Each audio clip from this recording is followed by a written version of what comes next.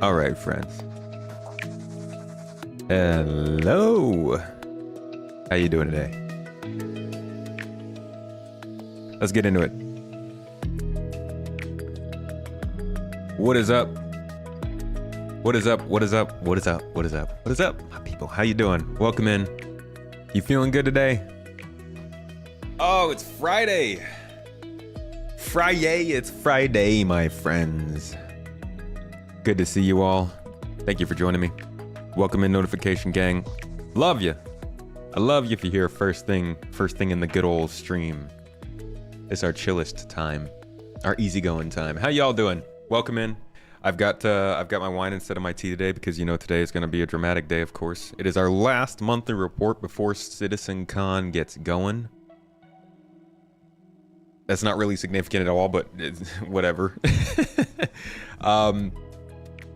It is. We are in October. We're like halfway through October, so there's a lot of reasons that is significant. But I'm sure we'll get into those over the next couple of hours as we review the latest development update from Star Citizen here, the month of September, summarized into this lovely one-page document of text and pictures. We're going to go over today while I answer questions and we talk about our feelings and we discuss how you guys are feeling. I was just going through my comments on a couple of recent videos. Found some interesting ones, but particularly with the video I released early this week. Was it early this week or maybe late last week? The one about criticisms, both asking for less features to be developed and also the ones talking about how the game is being kept in development because it's more financial. I always run into this problem of working on a video and putting multiple sections in the video without realizing that almost every single response to that video is just going to have to do with whatever was in the thumbnail. So the video itself is kind of picking at two different complaints that hit Star Citizen. And the second one is, I think, the more interesting one. The first one was about how people say, oh, you know, stop adding new features. The second one is about how people will say they are elongating the development because it makes them more money. And I think that's the more interesting topic, but nobody talked about that one. Everybody just responded to the idea of no new features. Which, okay, fine, sure. I just keep on falling into that trap though of like not of talking about something different from the thumbnail. And it's unfortunately that's how YouTube works. It's the thumbnail. It's not even the video. But yeah, a lot of the comments are just people are unhappy, man. For different reasons. A lot of the reasons, considering the video that I made, are surrounding the idea that the game is just not polished. It's not working well. The features that are put into the game aren't working as well as people would want. And I know there will be plenty of debates in chat about how well features should work. They are being added because it's an alpha. They just need to work bare minimum and then moved on to the next thing. Or they should be made to work because it's a live game and they're telling people it's playable now. I sympathize with both of those sides of the argument. But overall, this is just such a difficult position CIG has put themselves in with basically with taking this long. I think is really what it comes down to. Is like 4 years ago people were much more accepting of it, and at this point they're like their back is to the wall. People really want a playable game. People also want the game they've promised, and they can't do both, at least not right now. But we'll get into that. Let me say my hellos. Nomad, Ben Healy, welcome in. Space Guy, good to see you. YouTube, you guys were here early, of course. Reese, Matt Sully, Digital Ghost, hello everybody. Joel, good to see you. I hope that Zeus ES turns out for you, buddy. Luna Maria, good evening. Welcome in. Got to fall asleep to the sound of Mrs. Tomato handling the dough. Glad we can help put you to sleep well at night. That's a joy. Before it was waking up with the tea, now it's falling asleep with the cooking. Good to hear.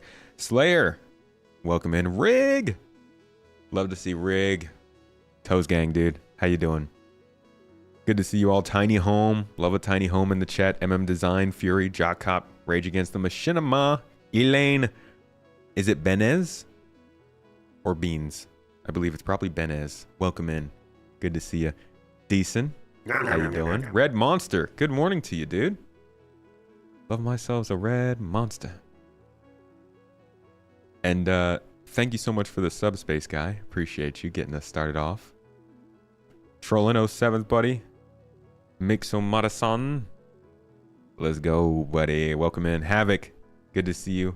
Mr. Diego Investory. Digital Ghost. Daryl. Banksy. Hope everybody's having a good Friday today, folks. It is, the weekend is starting. Man, what's going on this weekend? Me and Mrs. Tomato are going to continue our marathon of watching From. We are past halfway in season 2 for the second time. About to start season 3 soon. So that should be a good time. I'm trying to get my niece to stay over one of the days this weekend because we haven't gotten to hang out with her much. And we're heading back to the States at the end of this month. So we got to get our niece time in, you know? They broke the Corsair. So I've heard. I am looking to try and get a podcast episode together about that this weekend. Kind of the goal. You don't feel they're stretching out development for profit. You think it's more that they need to stretch it out because the money generated is already spent. They're definitely doing it because they can. Not many companies could stretch out development like this, that's for sure. The new updates to the Polaris, if true, have made you tempted to get it out of buyback. I don't know what the updates are. Is that leak stuff? 3.24.2 Mega Wave 1 tonight if the Evo build goes well. Wow, that's impressive. Wouldn't have expected it at PTU yet. Thought maybe next week. Thumbnail summaries and short form content are scourge and need to go away. Dude, I just wish that... I just wish that, like... conversations about videos would be about the video. So often they're just about the thumbnail. It drives me nuts. Good morning, Sam. What we talking about today? We're looking at the latest development update for Star Citizen. And let's be honest, at this point, it's basically, some of this will be 324.2 stuff, but this is basically a 4.0 development update. They're not really going to put anything here that has to do with things after 4.0 because they just don't want to talk about that yet. They're going to wait till after CitizenCon. And really, there's only stuff that's left to deliver into this game is stuff that was scheduled for 4.0. So this is our 4.0 development update.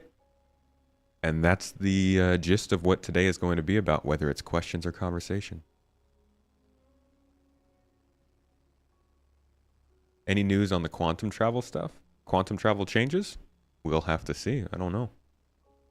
Did the Saber Peregrine giveaway happen? Yes, it did. It did indeed. Erkmoon, you're watching from? Where are you at? You in season 3?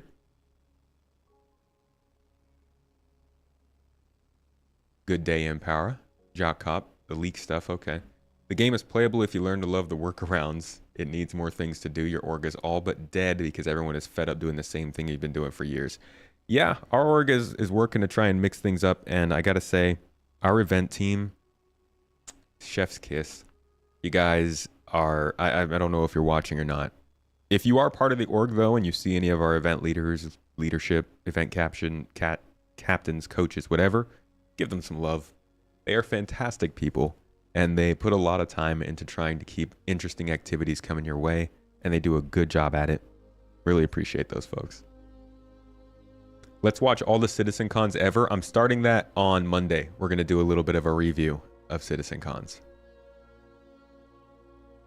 You think they're stretching out development because they're trying to reinvent the wheel in some cases and in others trying to develop in tech that doesn't exist? Yeah. They're adding firepower and PDCs like the Idris has. That's cool. See, there's a lot of stuff that tends to change pretty hardcore as they realize the things that are happening with this game. And that's another response I got in that video that I made earlier this week. A lot of people were saying, hey, I wish they would just finish everything they have now, stabilize it, and then work on more. I almost feel like I have to make a new video for that. Because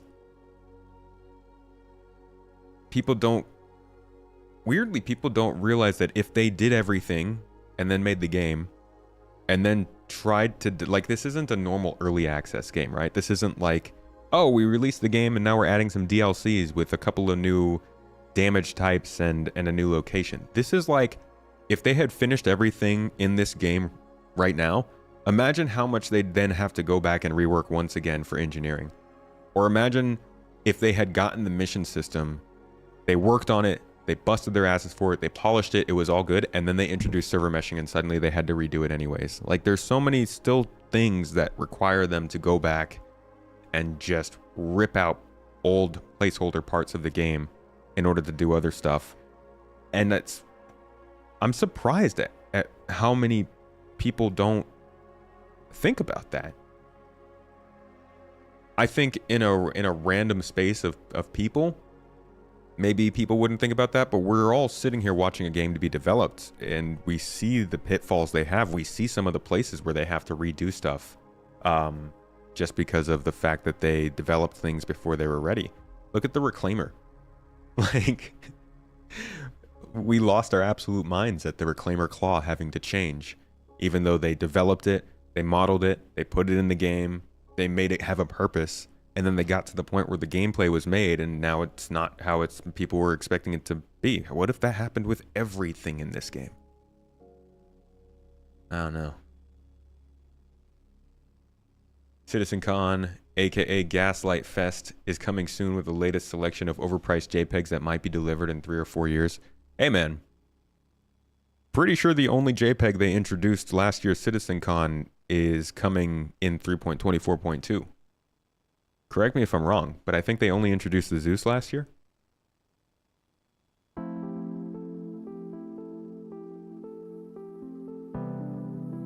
In the last video, you didn't like how I pronounced the word.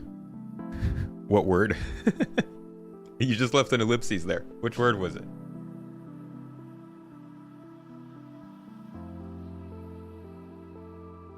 They have currently changed too much concerning old ships without elaborating their reasons. Less communication, yeah. How many years has server meshing been in the works? It's not being stress tested so much as tested. It still doesn't work, assuming it's doing its job. It's cart before the horse. It's been in heavy development since 2019, I believe. They need a separate comment section that includes when you watch the video so you can ignore the rest. Honestly, they should just have that in the comment section, period. It should say on the comment of somebody when they watched it. First pronunciation is correct. Elaine from Seinfeld.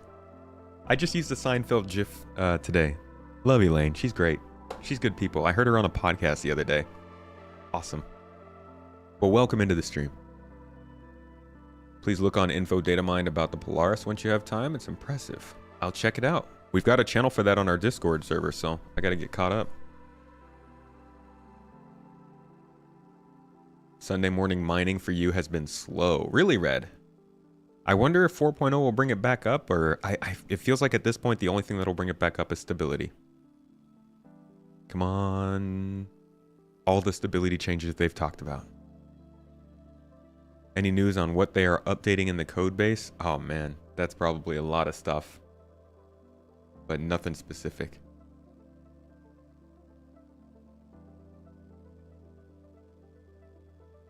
When you announce something year upon year upon year, not deliver, what else would you call it? Delays. I'm not seeing the other side of this conversation, so I'll let you guys have that one. You have the question for me. Can I explain the difference between the waves on the test servers? Like, how do you get into the different waves like the earlier ones? Subscribing. Subscribing gives you wave 1. After that, it's also like how much you've played the previous patch, so the people who played the most, I think, get into the earlier waves. Some combination of those two. How much money you've spent and how much you've played the game.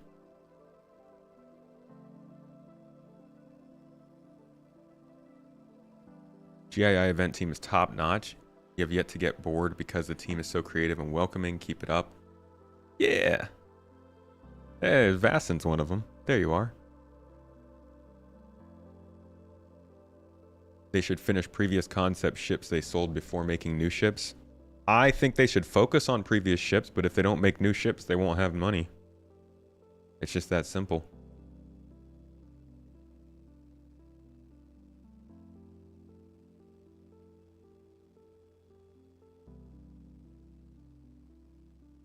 It's about building a foundation to work from.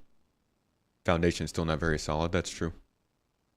What have they said about harder is harder, server meshing or making it dynamic? Well, making it dynamic's harder for sure. But it's not as big a jump from no server meshing. Let's strike, I know what you mean.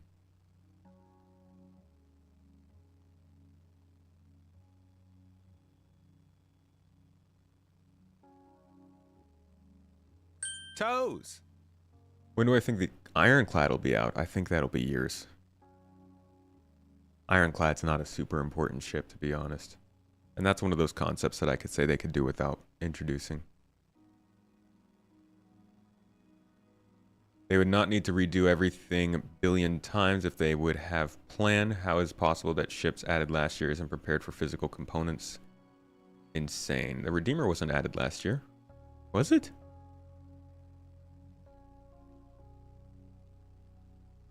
I don't think the Redeemer was added last year.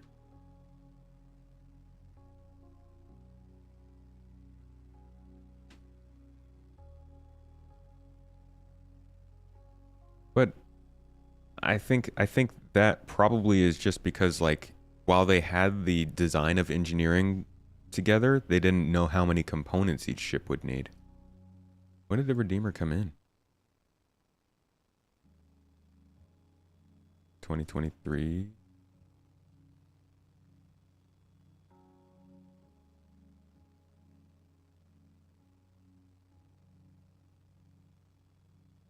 No, the Redeemer came in 2021. That was when they were still pretty early on in the engineering stuff.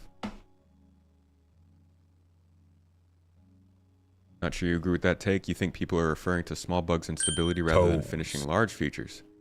Taking a $500 for Hull C and it still doesn't work. I agree with you there. And that's, I think, another thing that happened with the comments in the video. People thought that I was talking about like your arm sticking through the Moby glass. That's not necessarily what I'm talking about. I'm talking about things like when you fall through a ship, that's not because the ship itself is broken. That's because server meshing and the overall backend can't keep up with the desync, causing problems to happen that geometry thinks you're in a different place than you are. Or, you know, the possibility that, like, the salvaging gameplay, I don't know, I don't have anything off the top of my head that I could say, but if you stabilized all of the glitches in the game, there is a good chance that those same glitches would pop up. Actually, we have a good example of this. The people standing on chairs, they fixed that problem like 5 times over the years, and they always say it when they fix it, and then you notice a small change, and then something happens and it just goes back to being broken. I think that they should definitely focus on making the ships work correctly. Like, I don't disagree with that kind of stuff.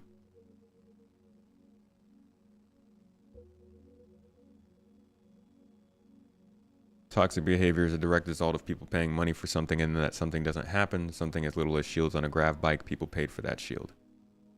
But I don't think, like, I don't know. It's all opinion. I think that there's a certain level of criticism you should give, complaining you can do, and anger that you can have. But it definitely crosses into a point of, like, okay, just, like, take a step back. Cut your losses. Don't spend any more money on this. There are things that make me perpetually angry in Star Citizen, but I'm never going to resort to actually being knowingly toxic about it. We do need org stuff and economy, for sure. Yeah. God, we need to be able to just see who's in our org in the game. That would be huge.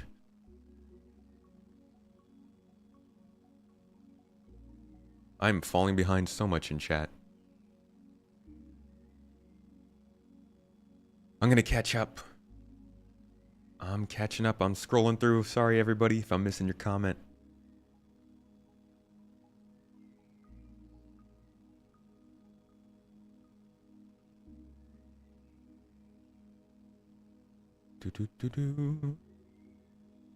Okay, I'm all the way caught up.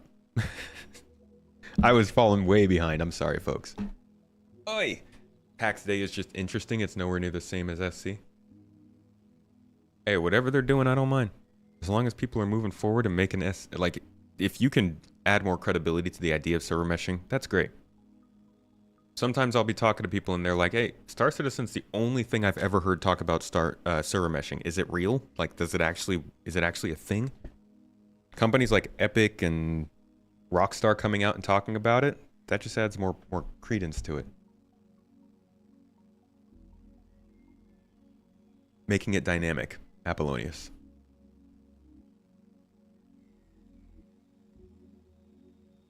It adds an interesting dynamic for ships that have large quantities of smaller components. You could hot swap them in combat.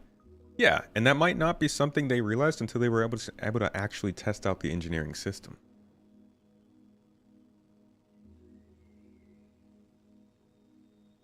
Wait, MaxCat. Are you saying that ironically, or are you saying that for real? Did you see the video I was just talking about that I put out earlier this week? It was like a direct response to comments like that. That they're not going to complete Star Citizen because they make the most money it is. How do you know they're making the most money they could right now? Like, that doesn't make any sense. They've never released the game itself, so we couldn't know if they were going to make more money that way. Hope when they press flight ready for the CL that the bottom turret won't go down. You're going to have it up as you're going to use the pilot controlled guns.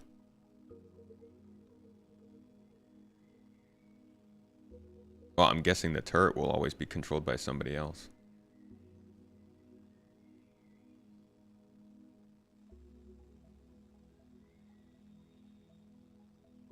Because the success is unbelievably unprecedented. Yeah, but that's like saying, why would we ever go to another planet? Earth has the best minerals we'll ever know. We can't even possibly know that until we do the other option, right?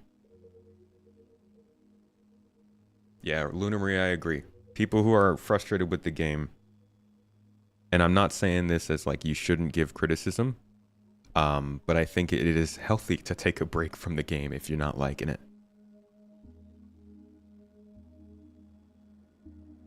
You can assume they make more money in their current model since they've made more money than a lot of games that have full release.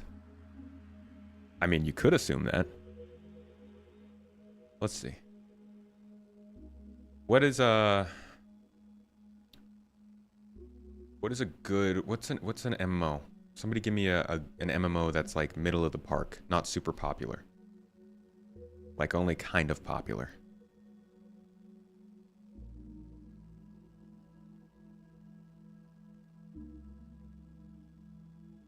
Not like that at all. They have the opportunity to do other things, but they don't for a reason.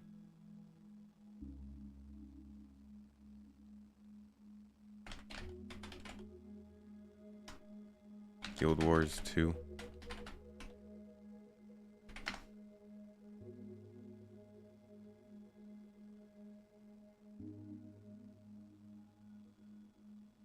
Dude, I don't even know what that is right there. No, not Turkish liras, Jesus. Give me the USD. All right, 20 million. In what time? In a quarter. I don't know what the player base of Guild Wars 2 is, but 20 million in a quarter is not too bad. I think CIG probably makes more than that. Yeah, Turkish inflation ain't great. it's terrible. Look at that. Yikesies. But like, how many people, okay, let's look at it this way. How many people do you guys think are watching Star Citizen and ready to buy ships on a monthly basis right now? I would guess it couldn't be more than like a couple dozen thousand, few dozen thousand people.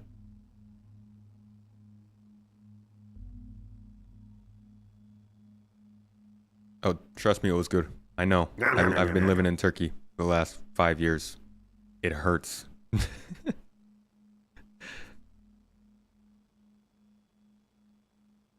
I'm thinking the amount of people who would be looking at Star Citizen to buy ships, let's say for like a $200 ship, is tiny compared to the amount of people who would be looking at Star Citizen if it were running perfectly, if it were quote unquote completed, if it were in the news cycle every few weeks for doing something, if you had gigantic streamers constantly playing it, if there were 20,000+ people watching it on Twitch.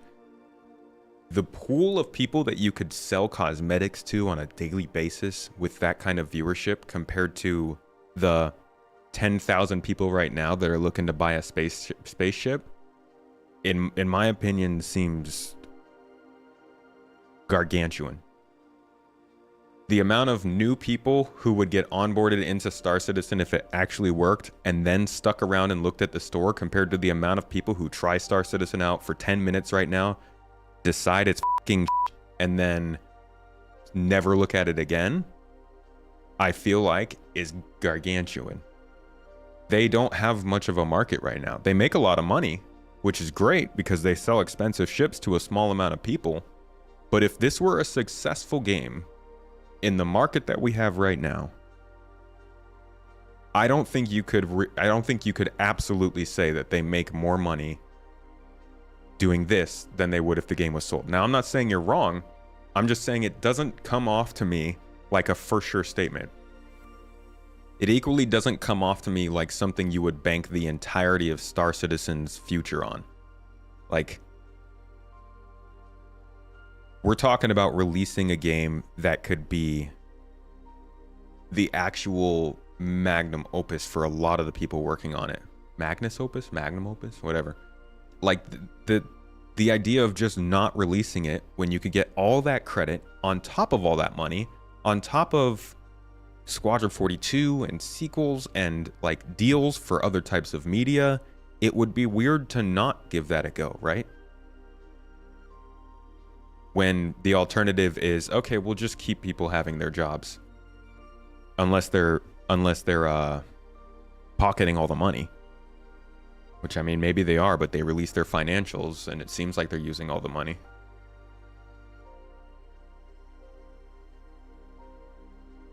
That's the experience your coworker had. Loaded into the game, spent 45 minutes trying to get to spaceport, died to invisible hangar door, logged off. Do you think that coworker would have spent money on it if it kept going? Like he would have bought a skin or something?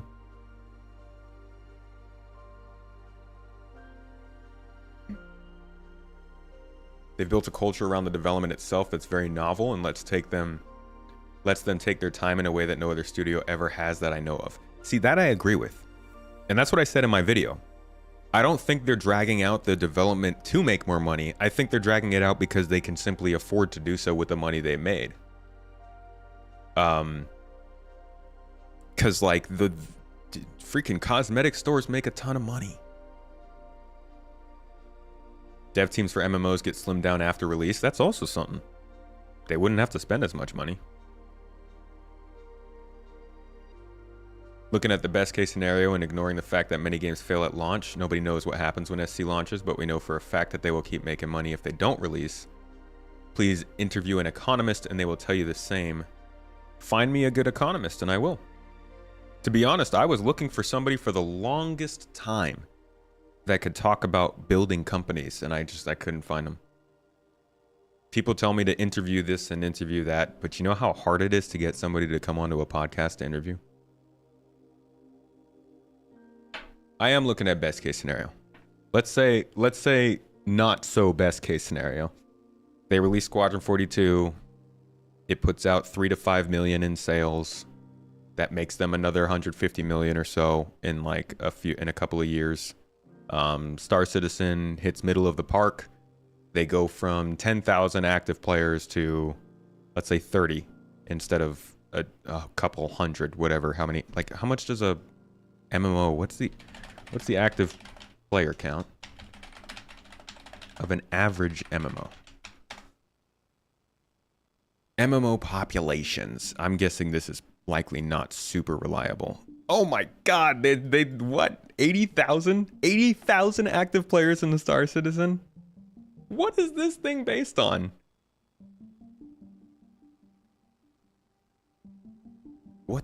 What the actual f***ers do they base their numbers on?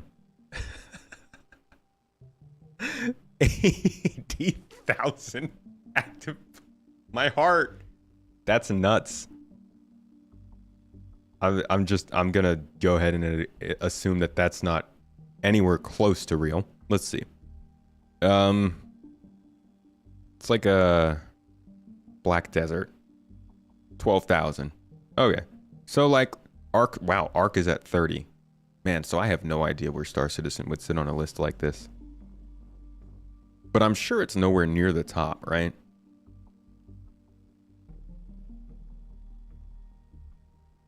Active, not concurrent. Active being what?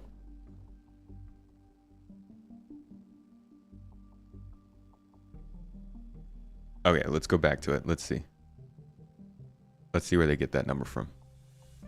Apparently, Star Citizen, in its absolute jank state right now, is the number 13th most played MMO in the world. So, if we did trust this, then I think we could assume that the game will be fairly popular when it released.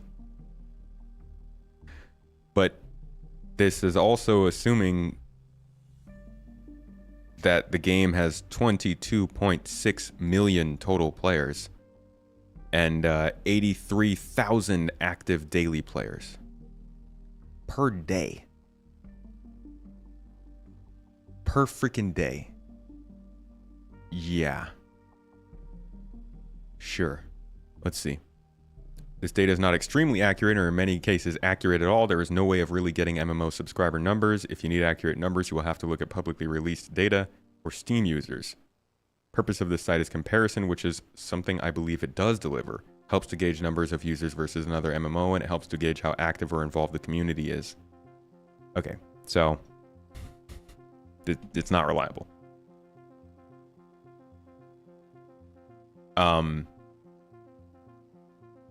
Yeah, I wouldn't trust that. 80,000 daily users. I'm pretty sure they've actually said something about that. Let's see. Star Citizen letter from the chairman. 2021, I want to say. Maybe it was 22.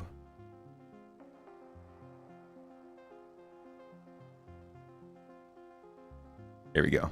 Okay. So, unique players per year. They were up to 100,000 unique players per year.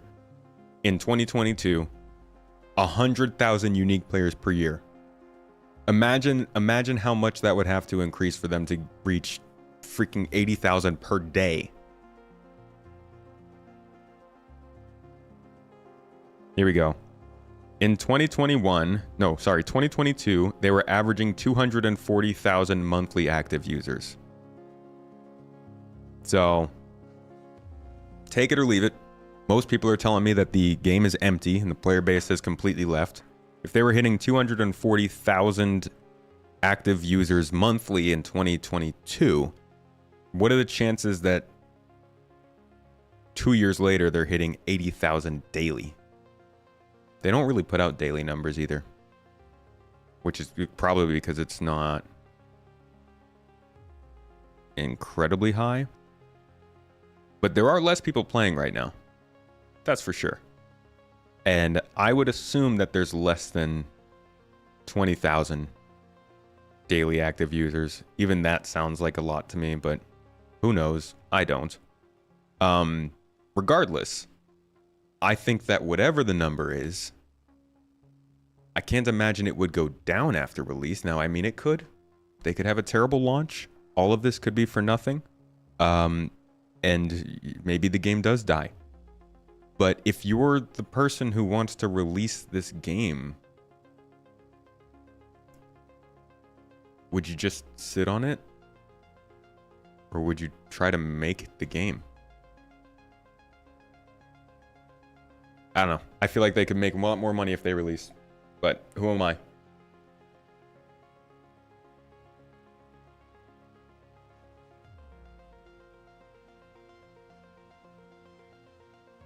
Don't jinx it. Hey man, I just want to see a freaking released game, dude. If it fails, that sucks. All right, I'll be sad about it. That'll be a bummer. But I want to see them get somewhere with it. And I want to see them find a way to support themselves doing that.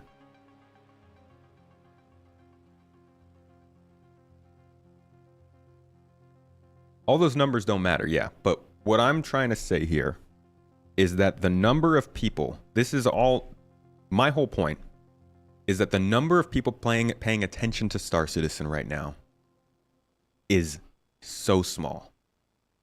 It's tiny.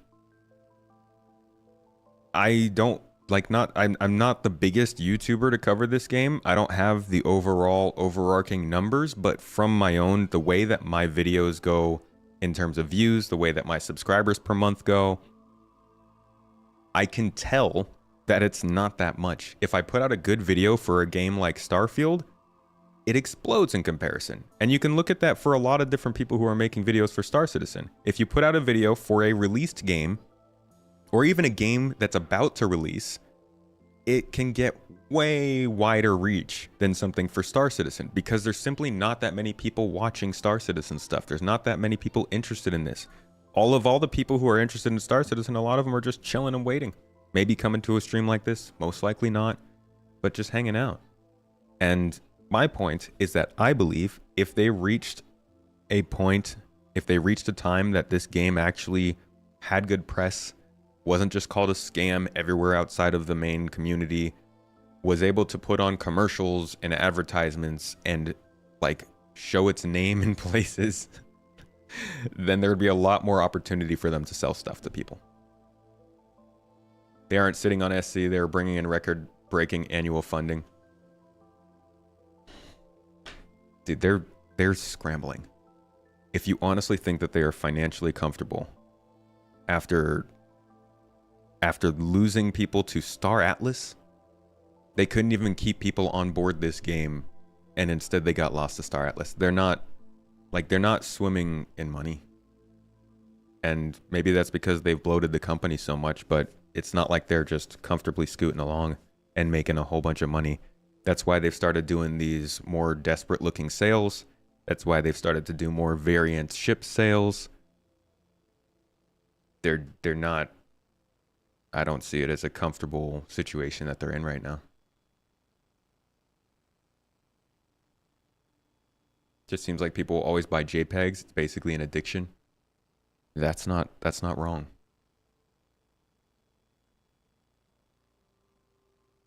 What's Star Atlas? Oh, you know, another Star game. Starfield, Star Atlas, Star Wars. Losing people does not mean low money. Could be a fact of toxic management. We've had firsthand report on that one. I mean, you can choose to believe it or not, but like they literally said, hey, we got offered more money here. Introduction of player bases is going to change the game. If anything, like Rust, people will lose sleep worrying if they're going to get raided. Oh, God, I don't want the game to be like Rust, though. I'm not worried about the layovers. That's just a part of how it goes. But my point is, I don't think they are... Like, the fact that they're making record-breaking money doesn't mean they are in a record-breaking money situation where they feel super nice and sit back and chill. I still think the pressure is very much on. They are hurting to get this game into a more stable state. They are hurting to develop the tech that they have sold this game on for so much time. They are hurting to deliver the single-player game that they have advertised since its delayed release date 8 years ago. They hurting. And that's why, like, that's what's making people mad too, is they're doing these ship sales, like the Peregrine, like the Firebird, like the Attles, All these things that they're selling are because they are hurting for money because they need to get these things done, and the freaking black tunnel of darkness is closing in on them to get Squadron 42 released. Man, I need to stop with the hot takes today. I'm sorry. Somebody's going to clip all this stuff, make a little montage of it. I'm going to be living this down for the rest of the year. You don't think they're happy by delaying server meshing? Yeah, I don't either.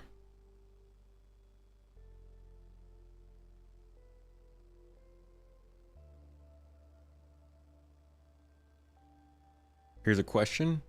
Have you ever just roamed? Like, have you ever just flown off in some random corner of Stanton and vibed? Yeah. Usually when me and Mrs. Tomato play together, that's what we do. Star Trucker. Just registered your Space Tomato Clips channel on YouTube. Hey, man. You got a revenue share with me on that one. I'll toss you some branding. Do I think the pre-order for Squadron 42 will be announced this year? A pre-order for Squadron 42. Oh my god, I never even thought about that. Like deluxe editions and stuff. Yikes.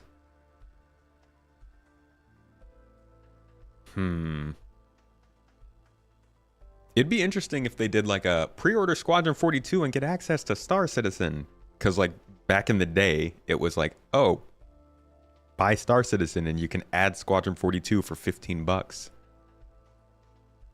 That'd be interesting. I think there are a lot of people who would be more interested in Squadron than they would Star Citizen.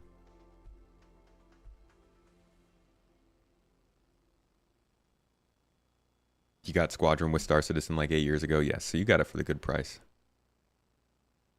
Most telling thing is how little excitement the community seems to have for CitizenCon. Seems like most people are aware that whatever they present is going to be in game before next CitizenCon. I don't know where you're at, man.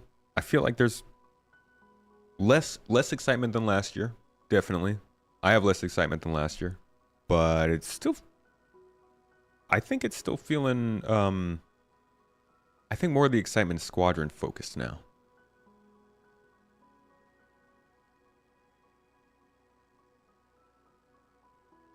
Do I think they do all these ship sales because they have to? They do them because they can.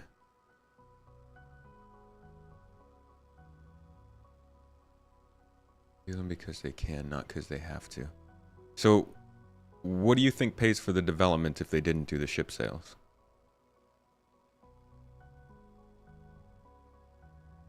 In fact, we could look that up right now.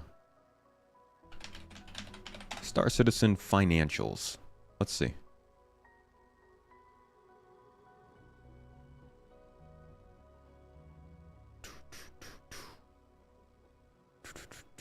All right. Toes. How much are they making? How much are they spending?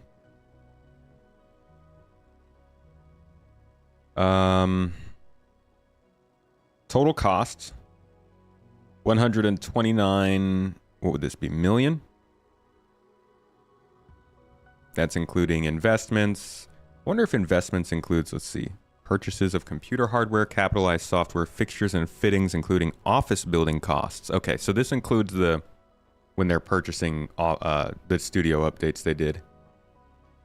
So 116 million from salaries, game dev costs like overheads, which they call studio operations such as rent, utilities, and travel costs, contracted game dev costs, publishing, community events, and marketing, general admin, adds up to 116 million.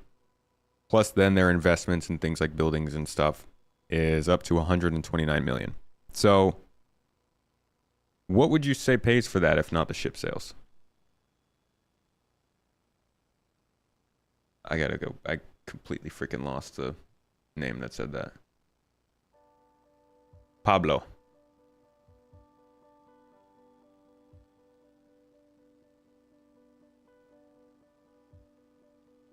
You don't see people sitting on Squadron. It's leagues ahead of most game studios half-assed these days.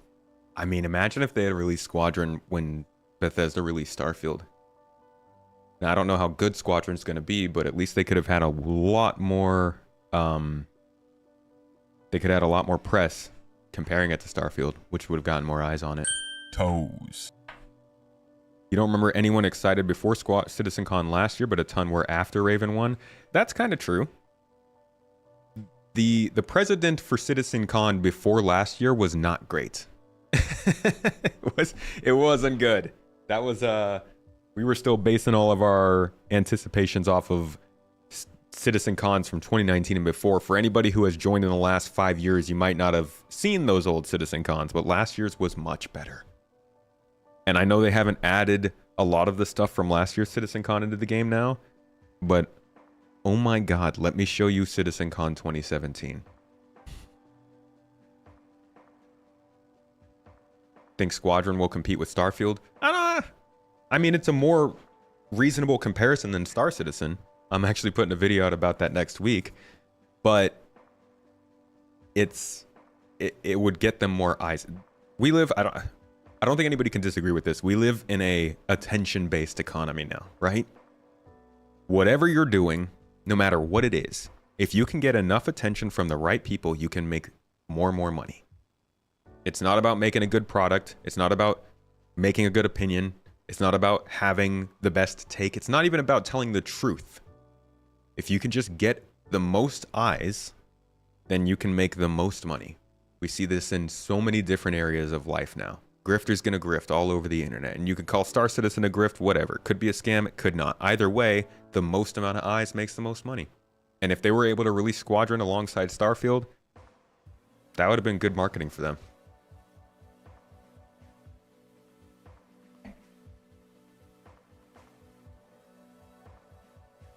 Toes. Also, yeah, Starfield didn't quite meet expectations, so that would have helped.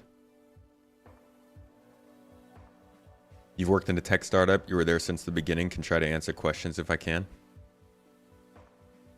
That'd be interesting.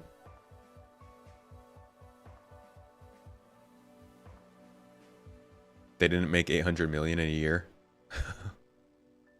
That would be nuts. Where's the rest of that 800 million? My friend, there are like so many other years here. It goes all the way back to 2012. That was just 2022 I was looking at. Come on now.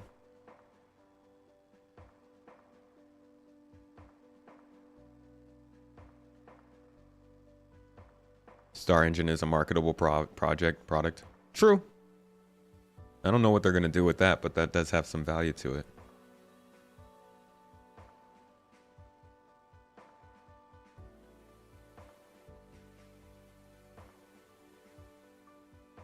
You think Squadron 42 will be a short, essentially demo game? I don't know. It sounds like they're trying to get multiple dozens of hours out of it. I think they said they're aiming for like a 20-hour campaign or something.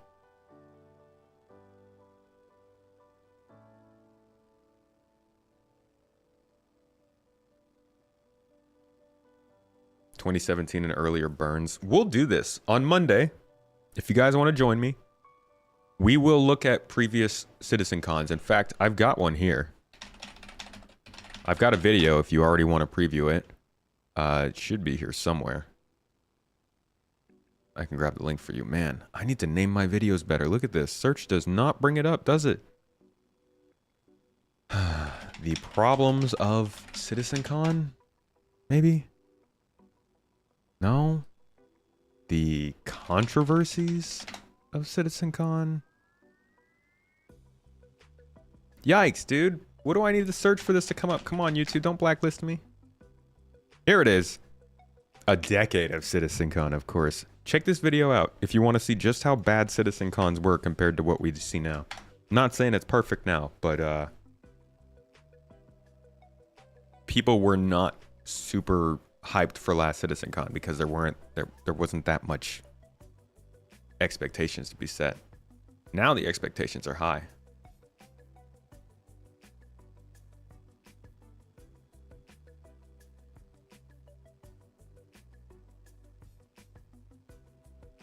$20-hour campaign is a joke. Don't quote me on it. 20 hours of main quest. Shoot, I don't freaking know, okay? I'm spouting out hearsay. Haven't they said the campaign was supposed to be 150 hours? I don't know. I have no idea. Freaking, I don't even know where you'd get that information from. How long is Squadron 42? The thing is, like, the length of a campaign depends entirely on how they ship it to you. This could be 20 hours, but what if we spend one whole hour of that making our bed? That's not really fun. What if it's 20 hours and 18 hours of that is cutscenes? There's like a whole bunch of unanswered information there if you don't know how long it's supposed to be. This is saying roughly 20 hours as well on the wiki. But I don't even know. I would ask Astropub about that. He's seen the whole script.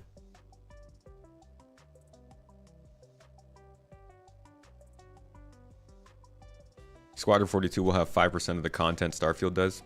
How could you know that?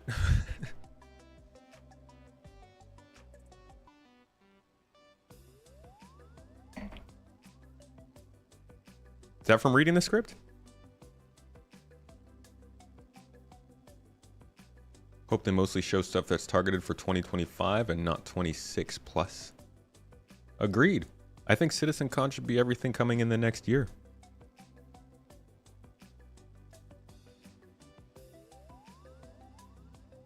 CDPR said 2077 was 25 hours. Oh, Jesus. Really? 25 hours?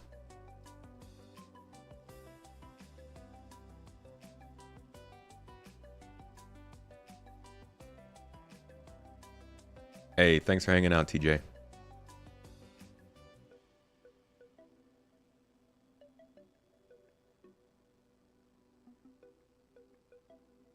Games were supposed to be played within a weekend so you could return it so someone else could play it while you rented another game.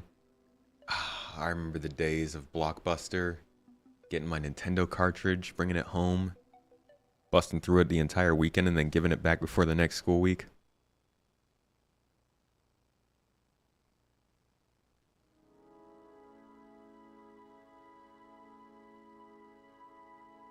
Yeah. I just seeing how Chris Roberts likes to do things and the things he likes to focus on, I have no doubt that Squadron 42 is going to be filled with a whole bunch of cutscenes. And a lot of like cinematic set pieces. I think it's going to be more eye candy than anything. I do think it'll be a good advertisement for Star Citizen. But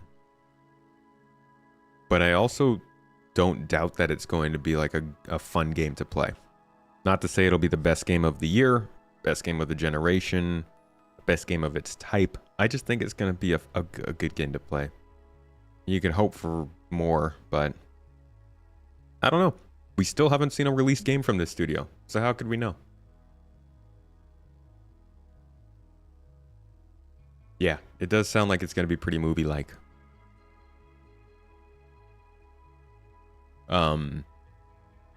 But that just goes back to the idea that like if they release Squadron 42 and it is this advertisement essentially to push people towards Star Citizen, that's kind of banking on the idea that Star Citizen is going to be a cash cow for your average player, not for your person trying to drop $500 on a fucking spaceship. like it's gotta be. They've got to be selling $4 microtransactions, $10 microtransactions, not something for $50, $80, $200. And I will stand by the stance that if they can blow up the window of people, the group of people, from the 20,000 people who are looking to buy spaceships right now, or let's say 80,000 people looking to buy spaceships right now, to the 800,000 people who are looking to buy skins and apartment furniture and apartments and houses and stuff. I think that's a better way for them to make some money long term.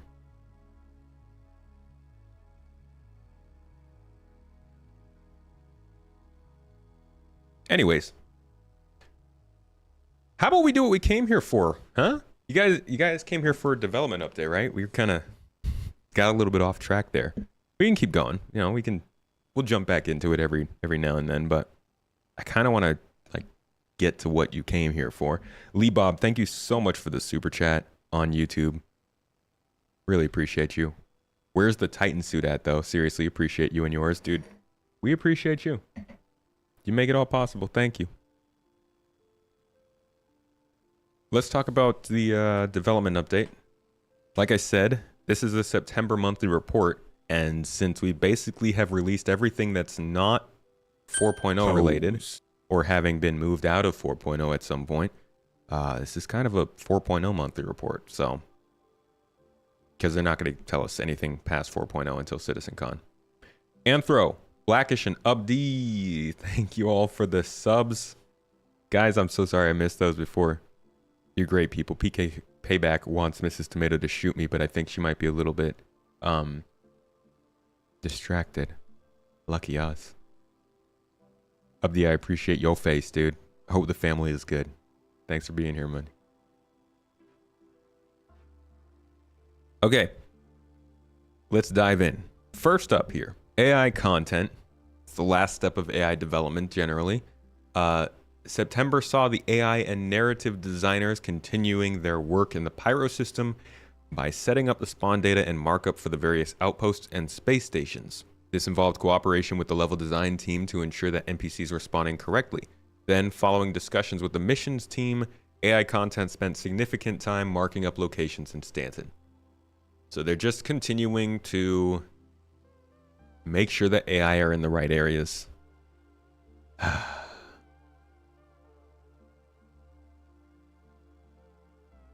We all are at this point just like, okay, more AI advancements, sure, but like when do we get to experience them? I know how it feels. It'll be great to just walk around the game and have functional AI. Like I can't walking around Star Citizen and just being in an environment that's like any other average RPG release these days would be so nice. You know, just getting to know that the world is alive around you would be great. And I'd love to see these things happen in the game, but until we get better stability, I just don't think it's going to be that noticeable. In 4.0, I don't even think in 4.0, I mean, like this stuff. Here's a question for you guys in chat. Do you think that if the game was stable, if server meshing wasn't a barrier, if the server frame rate was high, if desync was good, do you think we would notice a lot of this AI stuff, or do you think the AI itself still doesn't have these aspects built in to perform? Fury, you say server meshing. Fasten, you say yes. Anthro, I agree with you so hard. I want to see like actual cargo haulers. I want to see that Hull C docked at the space station getting loaded, and then I want to actually be able to sit there and watch it get loaded, undock, fly away, and quantum jump away. That, once that's happening, I'm like, okay, the game's running. We're good to go. Maverick, thank you for that bit. Have it. Good to see you in chat, dude. You think we'd notice it? You think AI is strong on 30 FPS servers? Okay. You seen NPCs use the elevator? Only ever happened once, though. Yeah, so you guys are feeling like once the game is stable, we start seeing these things. And they've been saying that too. Even devs have been coming out. Oh, shit.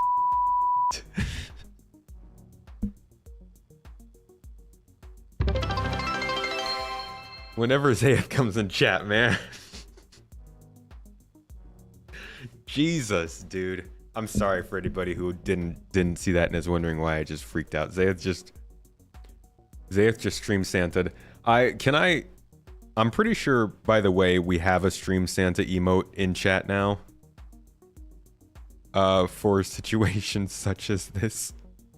Correct me if I'm wrong. But Stream Santa dropped by. Dude, thank you, my man. Holy crap. You have no idea. Literally, we can see Zayeth months. Thank you, dude. Oh, much love.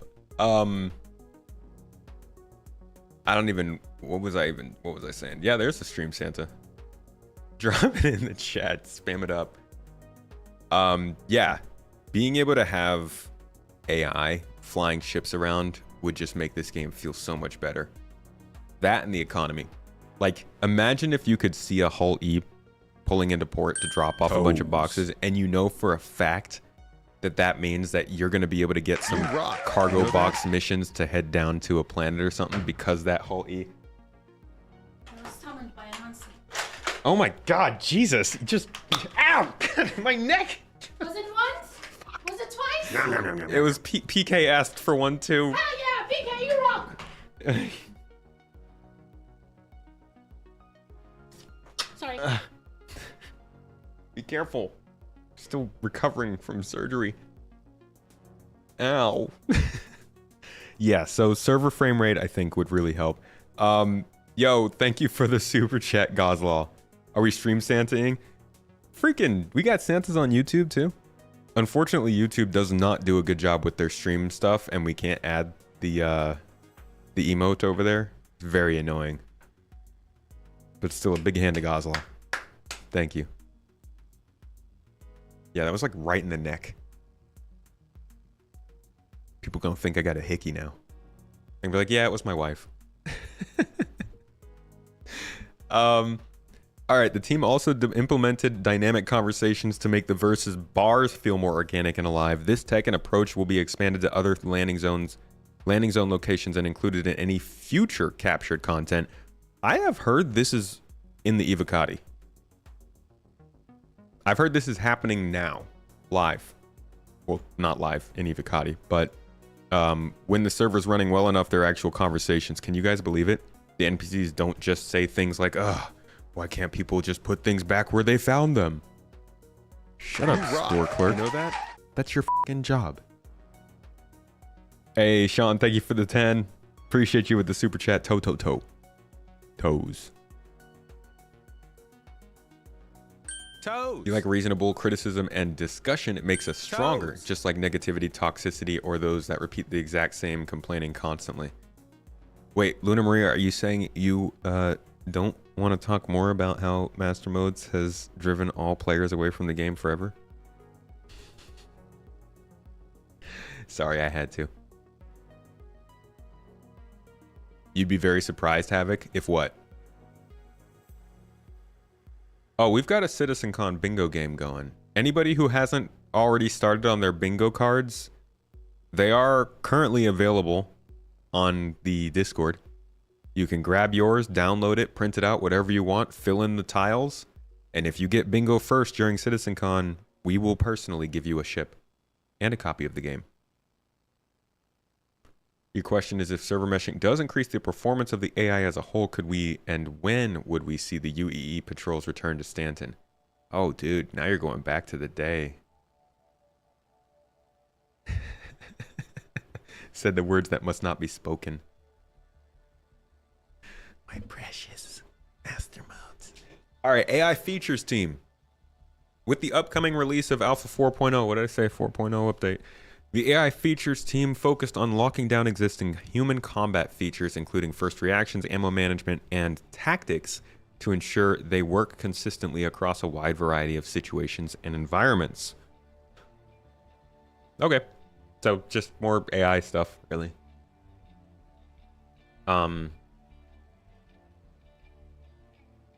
They're putting a lot into 4.0 being the next update, aren't they? Your question is, what if server meshing doesn't solve the issues it's supposed to? I mean, then we all pick up and move on to Star Atlas, right?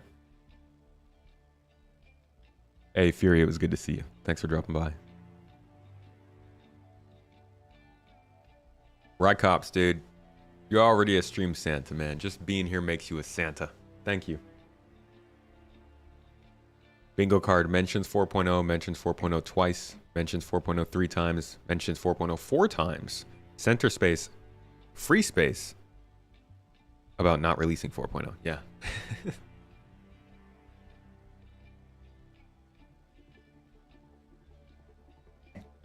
What excites Chris Roberts might not excite most gamers.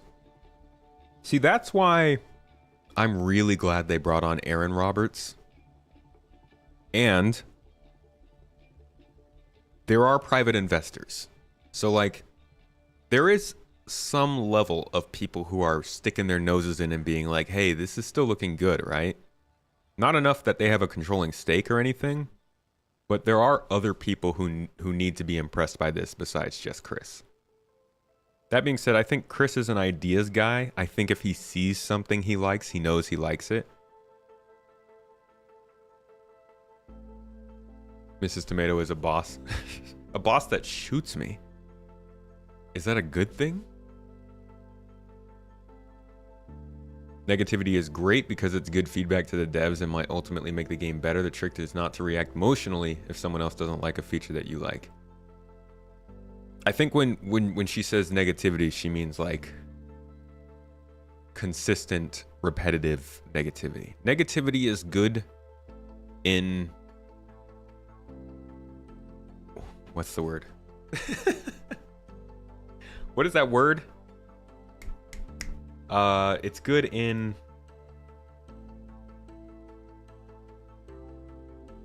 moderation. That's it. There we go. Thank you. Good job, CMcD. Negativity is good in moderation, just like positivity. You gotta kind of balance it out. Although I'm not gonna lie, I lean more in the positive way. Like I'm a kind of... I try to find the good in almost anything there is, except for litterers. Ask Mrs. Tomato. People who litter drive me absolutely nuts. You know what's crazy? Sorry, I'm getting off topic. It's the wine, cheers. You know what's actually crazy? Out here in Turkey, where we are, you will find dumpsters on the side of the road because generally there's not a go to each house and pick up garbage kind of thing. That's what I grew up with. That's what I'm used to. But here, you take your own garbage. Oh, well, there's some of that. Depends on where you are. But once you get out of the city borders, it's more of like you need to drop your garbage in a dumpster so that they can come and pick it up. In between the city and where we live, there are, how many was it, Mrs. Tomato? Like 27 dumpsters. 20 freaking 7 dumpsters. And you will still see people roll their window down and chuck garbage out when they're like 10 meters away from a dumpster. I lose it. It makes me want to be a janitor in Star Citizen just so I can live that fantasy of picking up all of the trash of these absolute assholes that can't for a second think that maybe if you don't want the trash in your own car, how likely is it that somebody else wants that same trash outside their house? Like, come on. Sorry. You gotta rant sometimes. Peaceful music. Peaceful music. Zen. Someday Squadron 42 will release.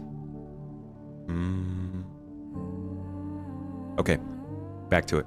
AI tech. The AI tech team began September focusing on server meshing. Including how AI systems and components synchronize during server transitions. Performance improvements were also made alongside progress on features that will be unveiled shortly. Following on from last month's report, AI Tech finished their tasks for the movement system component synchronization and began synchronizing the subsumption component that updates AI behavior. We all know exactly what all of that means, right? Movement system component synchronization. Synchronizing the subsumption component. All right, let's, for the sake of it, let's check out what the last month's report said on that and why. Oops. Star Citizen monthly report. I can't type anymore. August. So this was what, AI Tech? Yeah.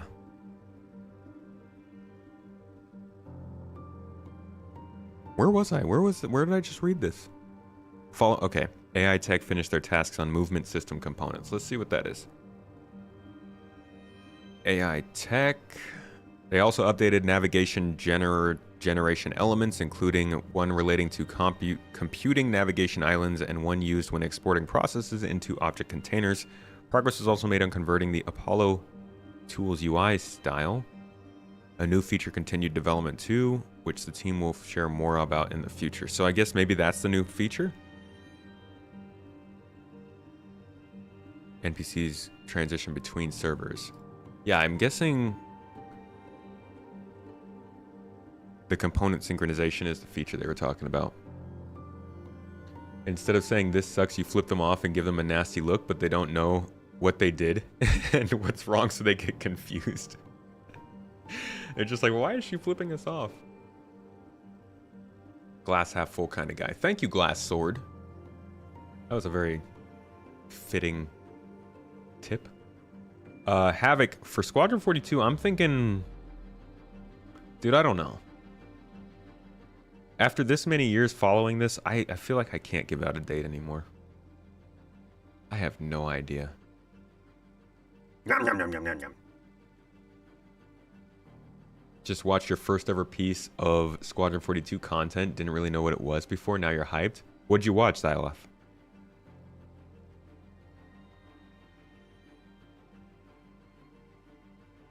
Yeah, it helps to explain what the problem is and like how you could see it maybe being fixed, or at least acknowledge that you don't know how it could be fixed, but you think it could be.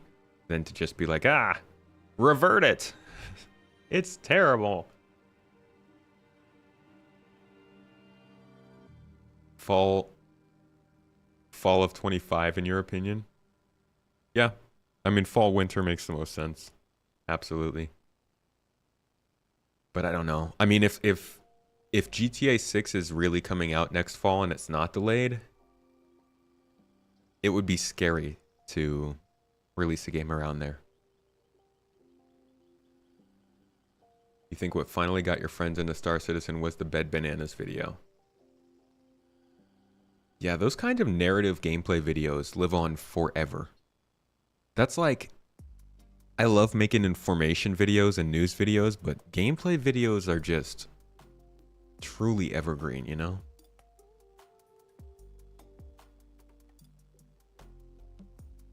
Bed Bananas makes some good stuff. But I do think that his videos give people an idea of this game that is it doesn't play like that. And as long as you can read the descriptions and see that it's an edited video, that helps. Oh, that's true. That's true. GTA won't be releasing on PC at first. That's right. But marketing-wise, it's going to suck up all the air in the room, you know?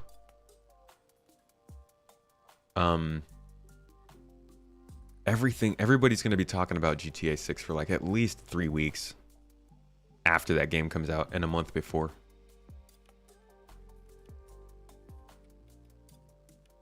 All right, continuing on. On the performance side, further improvements were made to the vision, observable, and perception components. For example, they adjusted update frequency based on AI character LOD, so that closer entities are more responsive.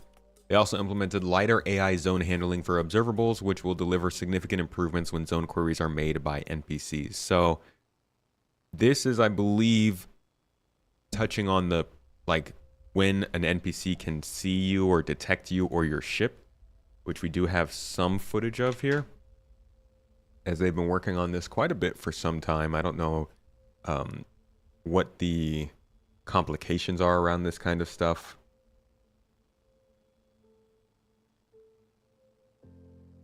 Did have a couple videos where they were detecting ships, but I'm not seeing that pop up. There we go. So this kind of stuff, this is just perception. You can see that they've got like a vehicle over here, and these AI they're running in real time right now, and they can't see the vehicle. And you've got a ship coming in. They don't notice it yet. I'm guessing this yellow bubble maybe is like the audio presence of it. I don't know. See, they notice it once it gets close to them. And it seems right now they're talking about the idea of, obviously, further away NPCs won't notice it as quickly. They can notice things based on visual, based on audio.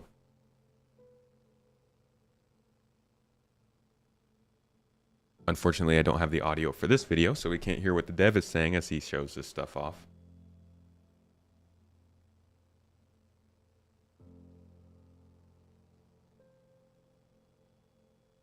Yeah, give a shout out to Zaeth if he gifted you a sub. Man came in and freaking dropped a Santa Claus on us. Sir Dancelot, thank you for the Prime sub as well. I always have to take the opportunity to. I see Mares also did a Prime sub. Thank you. 3 months now. Appreciate you, buddy. Anybody who does have Amazon Prime, if you're just chilling in Twitch and watching and you don't already throw your Twitch Prime sub wherever it needs to go, you can support us by using a Prime sub. Twitch gives you one for free for having Amazon Prime. We appreciate that. We will plant a tomato for you, I promise. Got a couple other videos looking at this kind of perception tech, but all of it is really similar to that same, like you could see, it's the same sort of situation playing out in different ways. And he had a lot to say about this during the audio, but I don't have that saved on here, unfortunately. But that's that. If you've never been to one of these monthly report readings, these updates, I generally try to pull up some of the stuff that they've talked about in the past or the footage they've shown about these features that we're reading about, so you can get a little more like a visual representation of it. Hey, baby Kosh. Toes. How you doing? True Zephyr, thank you for the Prime sub, mate. Appreciate you. Hope you're having yourself a good Friday. Oh, good Friday indeed. AI Game Intelligence and Development Team. Have a biddy instead. Thanks, Echo. There's another one from the event team. Give Echo a shout. If you guys are, if you ever join us for our org events, they're good times. The Game Intelligence Development Team spent the month working towards the release of StarScript 1.0, with the main goal of improving how the tool feels to use. For example, how the devs zoom in and out, and how text becomes visible or hidden at certain levels. They're also optimizing the search speed of the main smart browser and drawing of the graph view. This is like the literal most non-consequential kind of update we could get. But I appreciate them letting us know. They're just updating the tool that they use to program their AI. So you could see here what it looks like when it's zoomed out, and here's what it looks like when it's zoomed in. It's much cleaner than it used to look. I've got some examples of that. I feel like we go over it like every single month. Subsumption. And you can see like this is what the tool used to look like back in 2018. It's like pretty ugly. But this was version 0.996. And essentially this just helps them figure out, you know, what AI are going to do as they come across stimulus, as certain things happen, as they need to carry out tasks. Think of it as it's like a graphical if-then statement. And clearly it's improved quite a bit in terms of visuals over time. Hellcraft and Mihai. Thank you for the subs, Hellcraft on Prime. Sticking it to Bezos. Love to see it. Mihai, 17 months though. Subbed up on the channel at tier 3, dude. Are you on the... I mean, I know you're on the Discord. Are you getting the benefits for tier 3? You should be getting some... I'm pretty sure you should be getting your referral code in our randomizer. For anybody who's supporting at the level 3 on YouTube, Twitch, or Patreon, we have a link to a referral code randomizer. So instead of my referral code, we put our supporters underneath all of our videos. And every once in a while, you get a hit, you get a ship, you get some credits or something. Mihai, you should definitely be getting that. I appreciate you, dude. Thank you so much for helping us out, making this happen. Okay. Animation team. August saw the facial animations team developing content to flesh out more of the game's world characters. Gameplay animation continued to work on a selection of creatures previously seen in teaser videos alongside improving the creatures already in the PU. They also progressed with an unannounced addition that the team is looking forward to seeing in game. Okay. Let's go. Speculation time, huh? We've got creatures from teaser videos. So I'm going to pull up the #1 teaser video we've seen for any creature so far. How many of you think it's this? That's a teaser, right? This is certainly not a not in game yet, but it has been teased. Could they be talking about space whales? Could they be? That would be so exciting. Sandworm.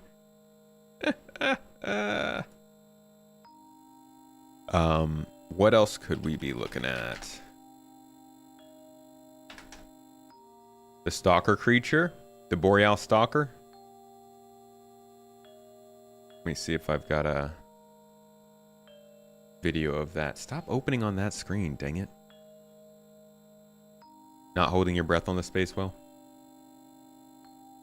Well, they might not be in the game files.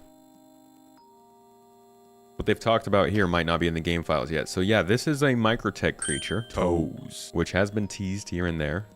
This could be something. I know people are seeing things about the sandworm in the game files, but that doesn't necessarily mean it's coming soon. I don't see where they would add that. Like, it doesn't make sense for them to put it on Daymar, and that seems like the only place they could put it. But who knows? Maybe. Apparently the Acropat is also in the game files, so that's possible.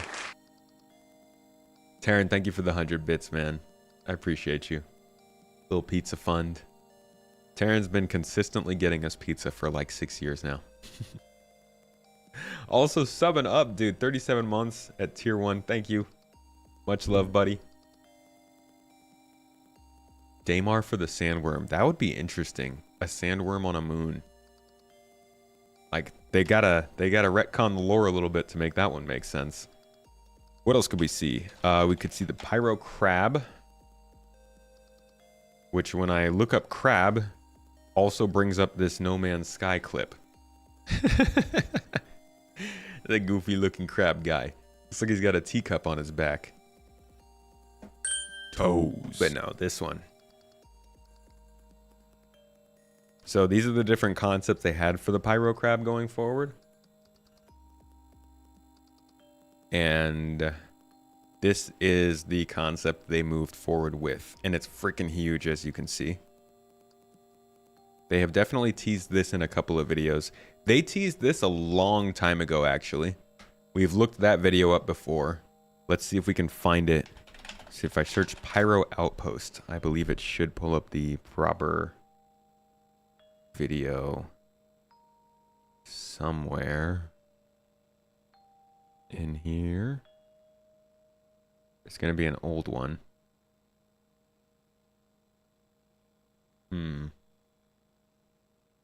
Okay, I'm not seeing it. Alright, let's just search Pyro. See what happens. It's going to take a little while. Maybe it's those little floaty crabs. Oh, what are those called? I can't even remember what those are called. Little boids, though, I think.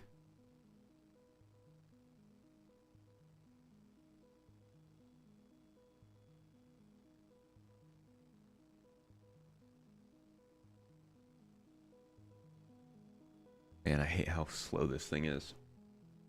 Oni crabs. Xyphopod, that's it. Yeah. Yeah, there was one hiding in the background. That's what I'm about to pull up. It's way back when they were showing us the early pyro outposts. And they had like a pyro crab. Just the model of it chilling there.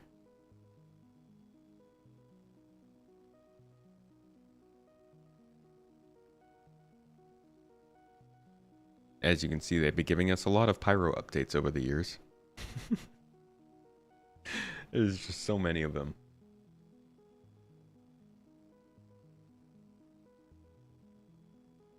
Try everything search from Void Tools.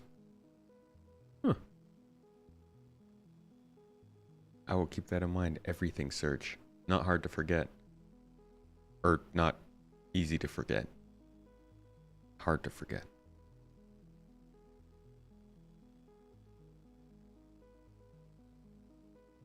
Yeah, because this takes forever.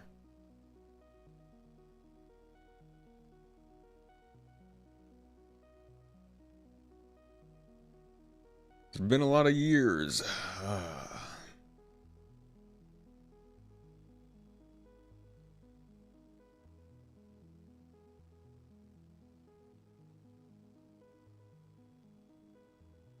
Why does it look like it's showing me newer stuff? This is all mixed up. Yeah, like this is completely out of order. How am I supposed to find it if it's all out of order? I should remember what I name stuff better.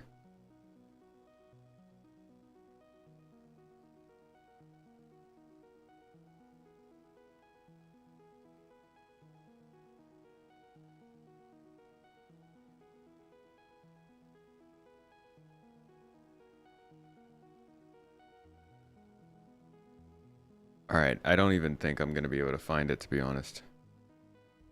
This did not help me narrow it down at all. If anything, I could probably...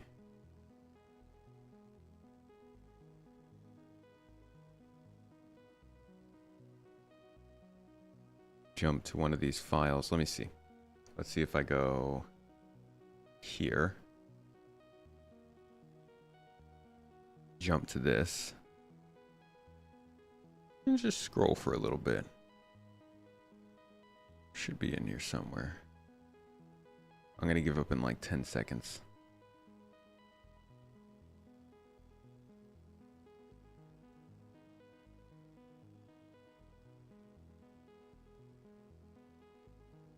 Yeah, okay, I'm over it. We'll find it another day. Maybe search crab. I don't even think I don't think I named it. No, I already searched crab. What would it be? What would it be? What would it be? What would it be? Okay, last try would be outpost. And if that doesn't work, then it's gone. Then we'll never see the crab, unfortunately. Sorry, everybody. How about we go back to how Star Citizen will never make enough money after it releases? How exciting that was. Alright, here we go. This is better. At least this is closer.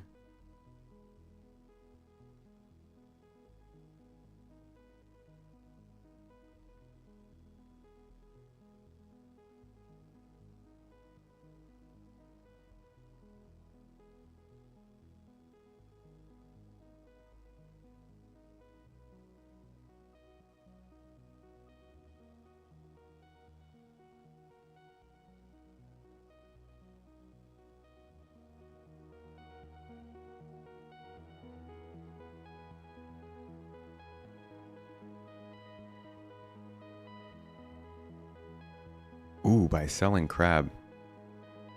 Is it Dungeness? Soft shell?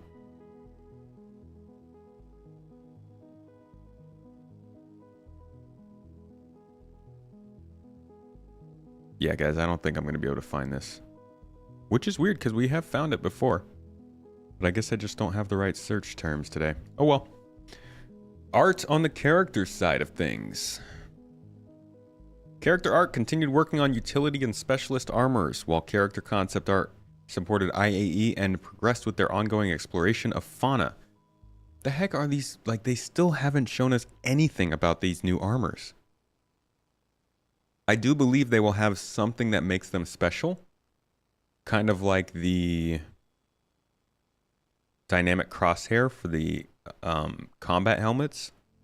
That's sort of the direction they're going in. Less so much like you can customize your character and update their skills, and more you can acquire, craft, buy, or find armor, weapons, and items that improve your ability to do things. That's why they release things as much as people hate it.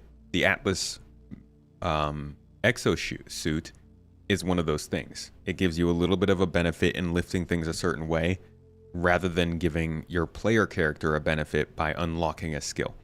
They're going to do that same kind of thing for helmets. They're going to do that kind of thing for different suits of armor. That's why some armor have more storage. That's why some have better oxygen tanks. Some of them will have better battery packs when you need to use charge and drain. So these specialist and utility armors, I'm assuming, do something similar, but they haven't really told us what makes them special.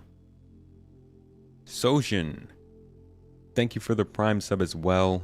Sorry I missed you 7 minutes ago. The speciality of it does not fade, though. Good thing for a talk at SitCon. Yeah, maybe they'll do a new armor talk. They did one several SitCons ago. It was good times. Why do people hate it? You don't understand. Just the way that they presented it. It wasn't good timing on their part. Last CitizenCon took you from being an ED player who just poked around watching SC videos occasionally to being a fully fledged backer, so you're definitely looking forward to this one. Can't wait. Distroy, happy to have you in the chat, buddy. I appreciate reading your thoughts on this stuff. And do you still play ED? There's that blue one that was concepted on an art day with Jay Lee. Don't recall that one. But the way that they're aiming to play around with armor is very interesting. You can search up a pretty good video that talks about it. God, I cannot type. Usually it pops up if you just search up Star Citizen Armor, CitizenCon,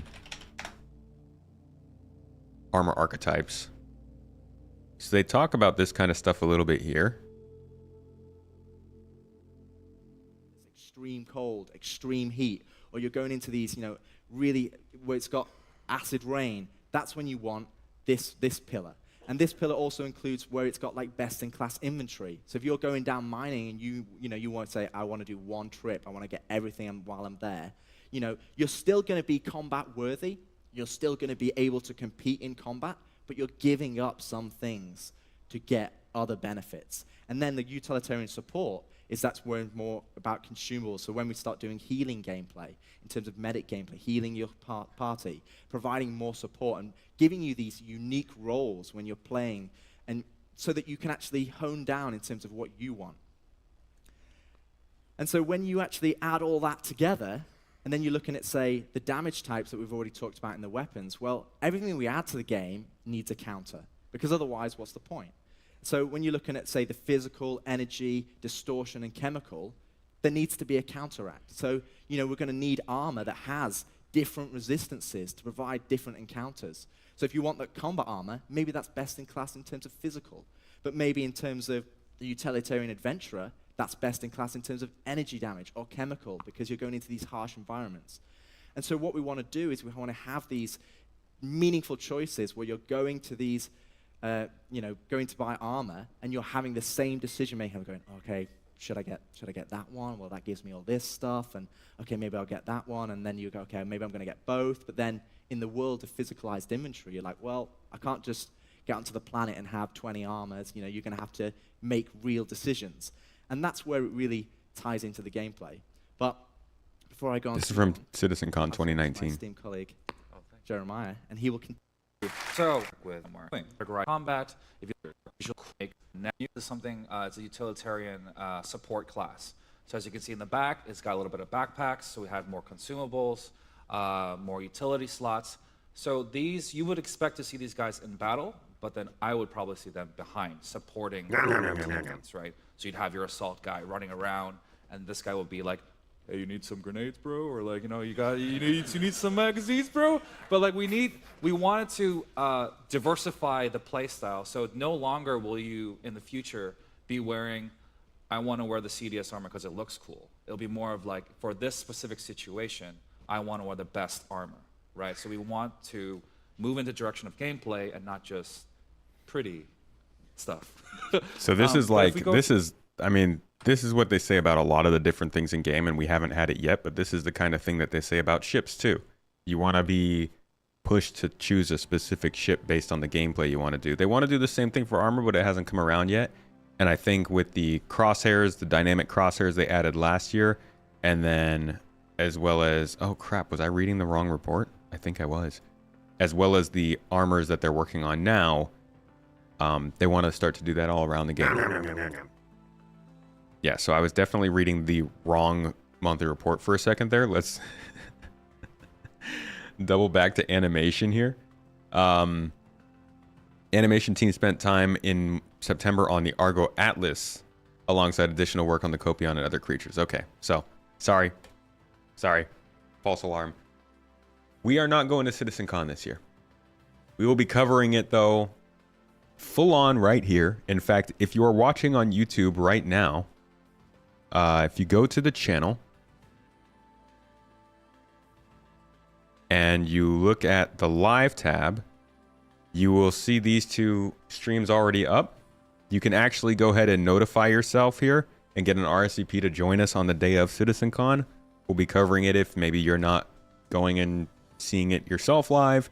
If you want to hang out with us for kind of an analysis focused look, kind of like we're doing today. Like I said, we're hosting a bingo show or a bingo game where you'll be able to submit your own bingo card and win something. We're doing multiple giveaways throughout the 2 days that we're doing this. It's going to be kind of a streamathon. I'll be going for 12 hours the first day, probably around 8 hours the second day. So you can join us if you'd like, because we won't be going to the show. Trying to pose like he's on the Maxim cover. I don't even know what I was trying to do like a, oh, I'm thinking kind of pose. And it kind of just came out like I'm trying to push my nose into my face. I'm not sure what's going on there, but you know, whatever. We didn't start doing this to look cool, right? All right. Art on the character side. In September, the character art team progressed with the utility and... Oh, God, wait. So they were still working on this stuff. The team progressed with the utility and specialist armors, new heads for the character customizer, and tasks for the IAE event. Meanwhile, the character concept art team continued exploring fauna. So, they just continued with that stuff. Neil deGrasse Tyson energy. It's an honor, Earl. Thank you. Will I cry? I will smile a lot.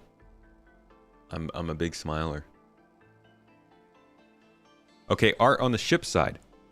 The vehicle content team moved several vehicles into their final phases, including the RSI Polaris and several unannounced ships. They also prepared to kick off another series of vehicles. Okay, so the RSI Polaris is approaching final... I'm not crying, don't worry. RSI Polaris is approaching complete, and this is a pretty important moment for the game. The RSI Polaris is going to mark a pretty significant moment for Star Citizen, because this game has been based off of small scale combat this whole time. As soon as the Polaris gets introduced and they start actually leaning into the idea of multi-crew combat, not just multi-crew, but like capital ship combat, things are going to get flipped on their head. The whole idea of combat, the missions that they have to release for these ships to make sense, the payouts we have to get for it to make sense to run these ships with the crew they have, the targets we have to have for missiles this big to matter, it's gonna be really interesting how much this absolutely fucks with the game over the next year, because it's gonna be, have no doubt, this is going to be a process. The Polaris is not just going to come into the game and things are suddenly going to make sense. They're going to have to bring the Polaris in, see how we use it, see how the balance works, see what kind of ships you have to bring alongside it to keep it escorted. And then they start to add more things into the game to make it work.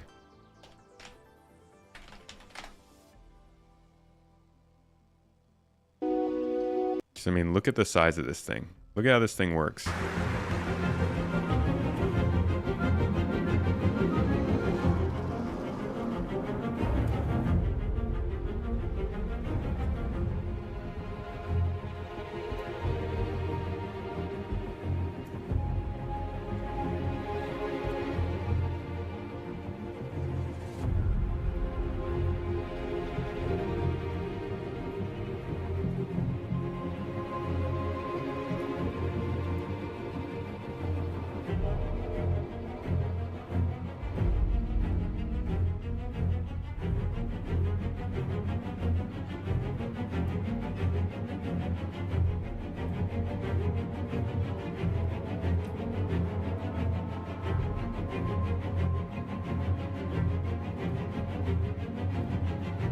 This thing's freaking massive.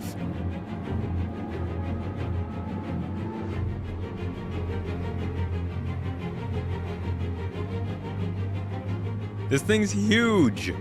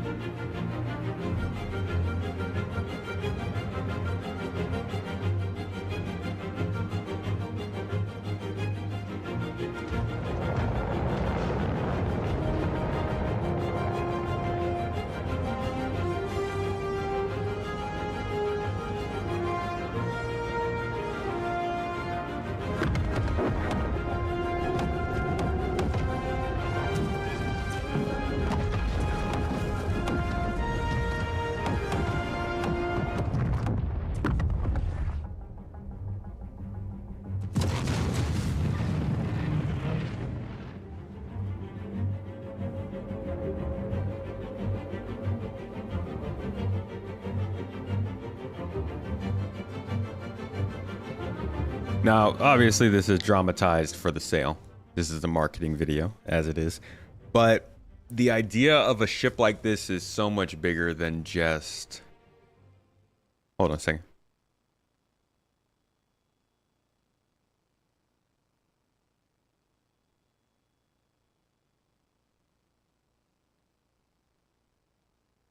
Okay, Mrs. Tomato just brought a...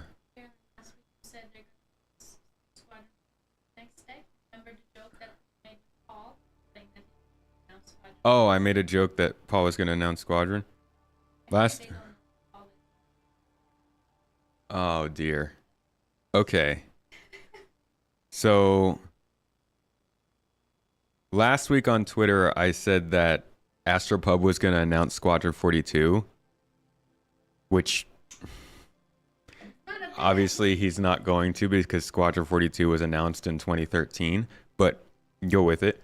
I made a joke that Astropub was going to announce Squadron 42, and I guess I posted a post today asking about missions with a comment from one of my YouTube videos. You can find it on Twitter. Somebody responded to my tweet today and said, I don't know, last week you said they were going to announce Squadron 42 the following day and nothing happened. We follow channels like yours to keep us in the loop. And if too often it's false, then we look for more relevant creators.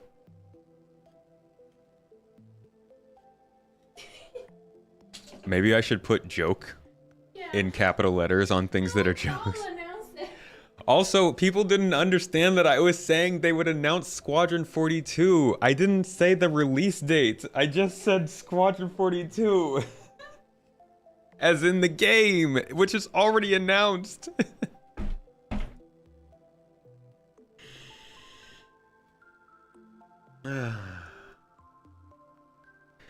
Well, that's that. That's just something Mrs. Tomato showed me real quick. But yeah, so the Polaris is... Not only is it like a powerhouse, it's a spawn location. It's going to take multiple people to run well. And it's going to need a little bit of an escort, I think, because you don't want small ships to be able to come in with... Like an Eclipse could probably handily take out a Polaris if you don't have something that can take it out. I think there's going to be, much like we're seeing balancing happening because of engineering, there's going to be a lot of extra thought that goes into how everything works once capital ships come in. Because we just have not gotten to the... Like, we've just been looking at this game as a dogfighting game this whole time. And it's all going to change once capital ships come in. It's one thing to make a game around dogfighting, like Star Wars Squadrons. But to try and make it around dogfighting, make it interesting for dogfighting, and then also make it interesting for capital ships, I don't even know. Like, that's... I've never seen a game like that. I think maybe Star Wars Galaxies does stuff like that. Maybe something like PlanetSide does stuff like that. But that's... There's just a lot of nuance in regards to those different types of combat. EVE Online, yeah, that's a good one. But even in EVE Online, you're controlling multiple groups of ships, or are you controlling a single ship yourself? I haven't played EVE Online in like 14 years. it's there's so much to consider. What is this? Oh, it's a Marcus Wins video. Hey man, thumbnails are what do it on YouTube. One ship, okay. Yeah, so I don't know how it's gonna go. We've been waiting for capital ships for such a long time, but I really don't know how it's gonna go when they finally start bringing it into the game. It's gonna be a frustrating process. I think we can all expect that much.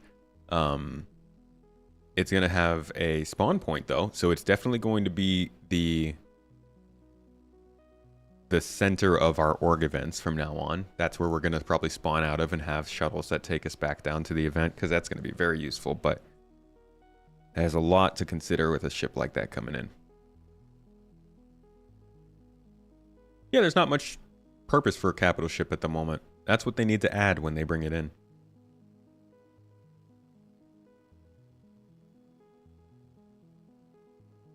Drives you nuts when people get pissy over thumbnails as borderline clickbait when it's not really. As long as you are meeting what you put in the thumbnail, then it makes sense. I got like... So this is the comment that spawned the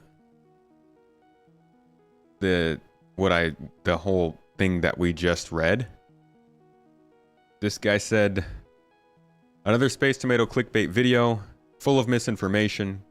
Global events aren't done at the... I don't know why it's clickbait.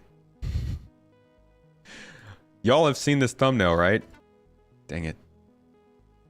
The thumbnail is the cat meme, and it's somebody saying stop adding new features.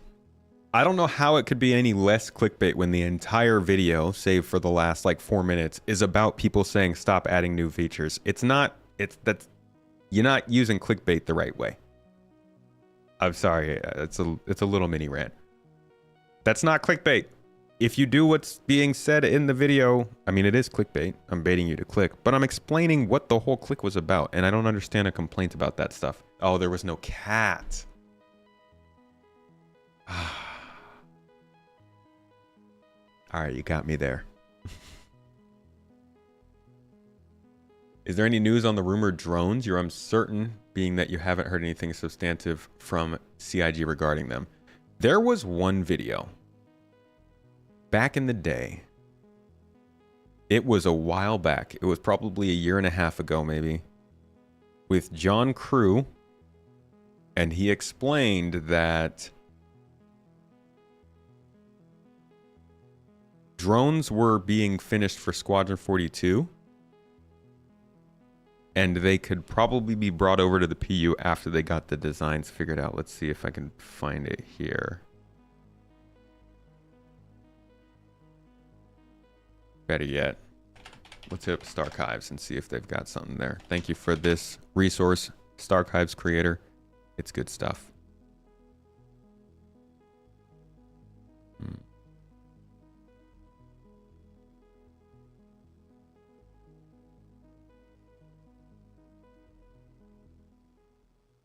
Has there been any more progress on drones for the ships that use them? Carrack, Reclaimer, Vulcan, I think Apollo? Apollo had some, maybe? Yes, sort of, the Apollo. Short answer, no. There's nothing to specifically talk about. A slightly longer answer is there are multiple scenarios in like Squadron, mostly in like the side missions that make use of them. So they are on the vehicle feature team schedule in the near future to essentially do like a lightweight ship IFCS that is remote controlled, that will be the foundational aspect of drones in the PU. Tom the dog says, Jared Huckabee, are you happy in the UK? I am thrilled. I am happier and healthier. Thrilled. I feel like that was probably a very difficult move for him, but he took it in stride and he kept at his job. So yeah, that was 2 years ago. I imagine like they didn't make too much progress since then because the vehicle team has been pretty busy, but they do need to kind of get the roll on with drones because there's a lot of ships that use them, and that kind of gameplay needs to be included at some point. Why isn't the vehicle team way bigger? They lost quite a few people in 2022, I think it was, to Star Atlas.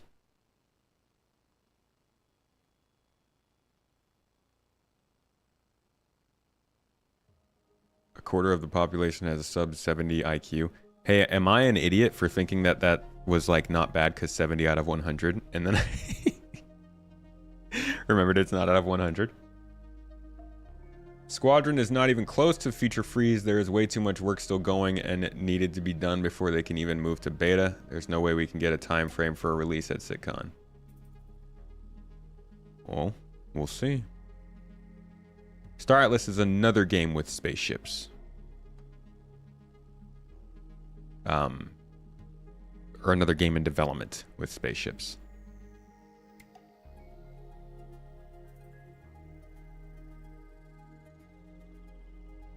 Yeah, I know. Not how IQ works. Maybe I'm more on the 70 side of things. I mean, IQ 42. Let me hear an amen. Okay, so we got to core gameplay. This is the most important and hopefully most exciting part of this monthly report, where they give us some updates about the actual gameplay you'll be experiencing in the game. And I think, like I said, this is a lot of 4.0 stuff, likely not much stuff that they will be bringing in before or after 4.0. They don't want to tell us what's coming after 4.0, and there's not much else to do before 4.0. So this is going to be heavily 4.0 kind of stuff. They left because they were getting paid better by the other team. And yes, I believe Star Atlas is still doing NFTs.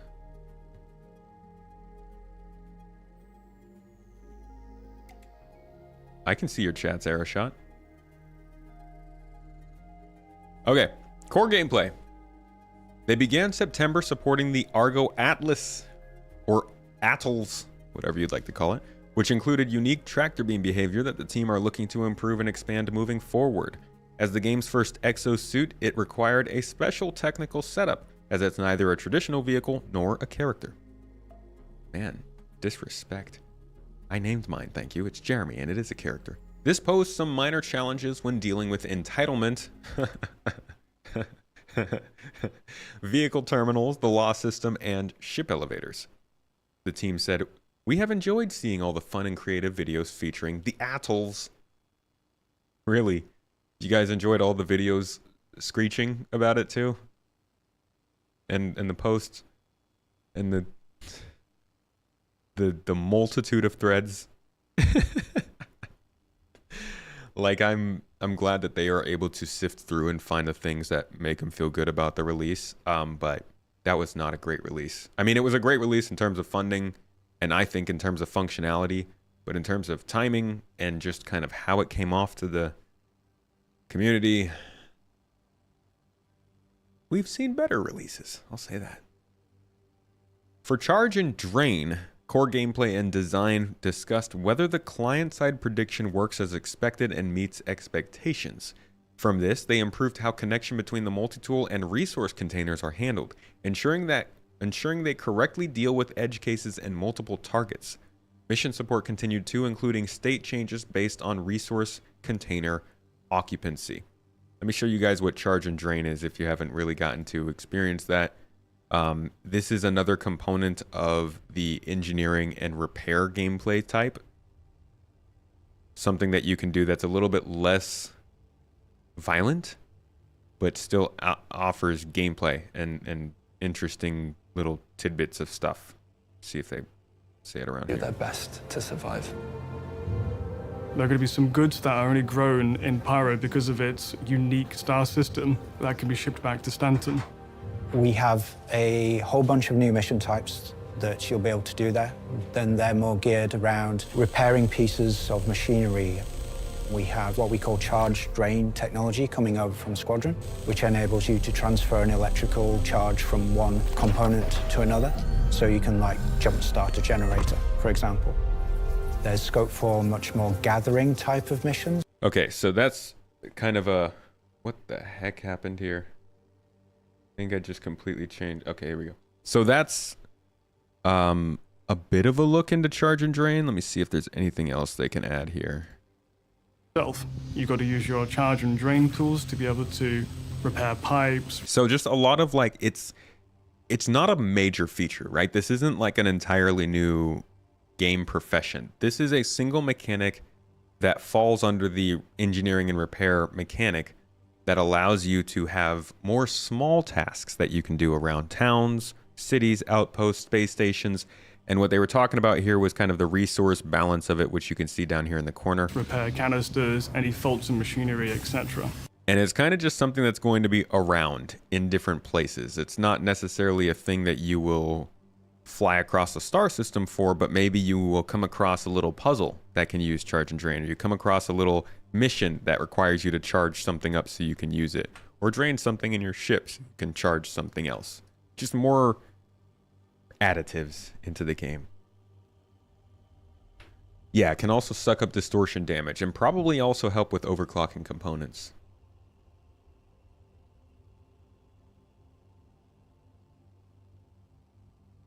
Bioaccumulation progressed 2 with improved support for wetness visualization and iteration, including a new debug tool for degradation.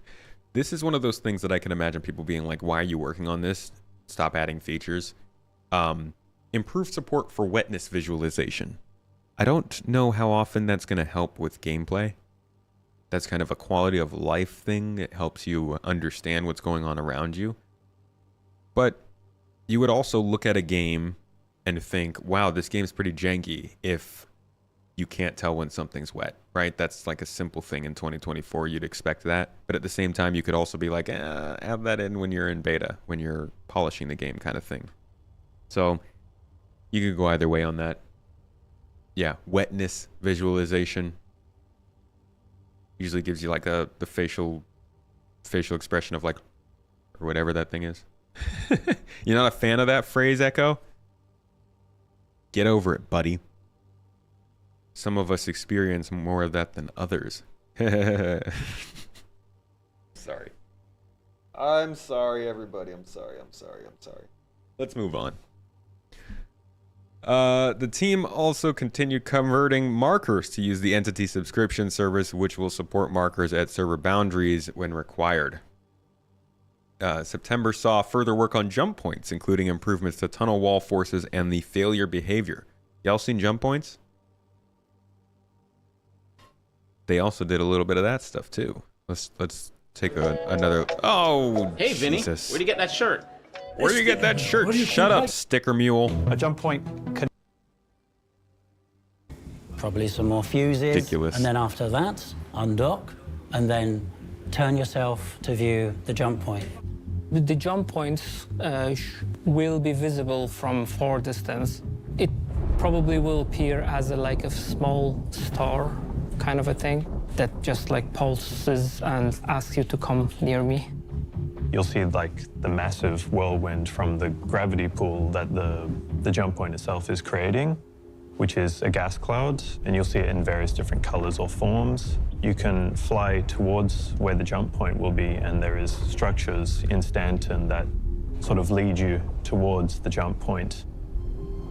When you approach the jump point, what you'll hear is the general ambience of the whole area, whether that's the distant portal emitting energy or violent clashes of thunder that is drawing the player into the central jump zone.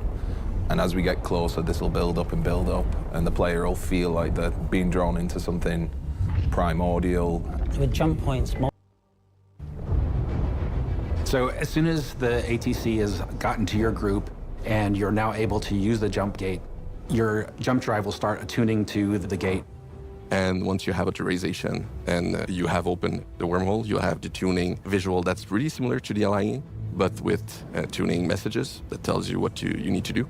And once that's done, you'll have tuning access and you'll be ready to go inside. While your ship is attuning, you'll see rippling in the anomaly.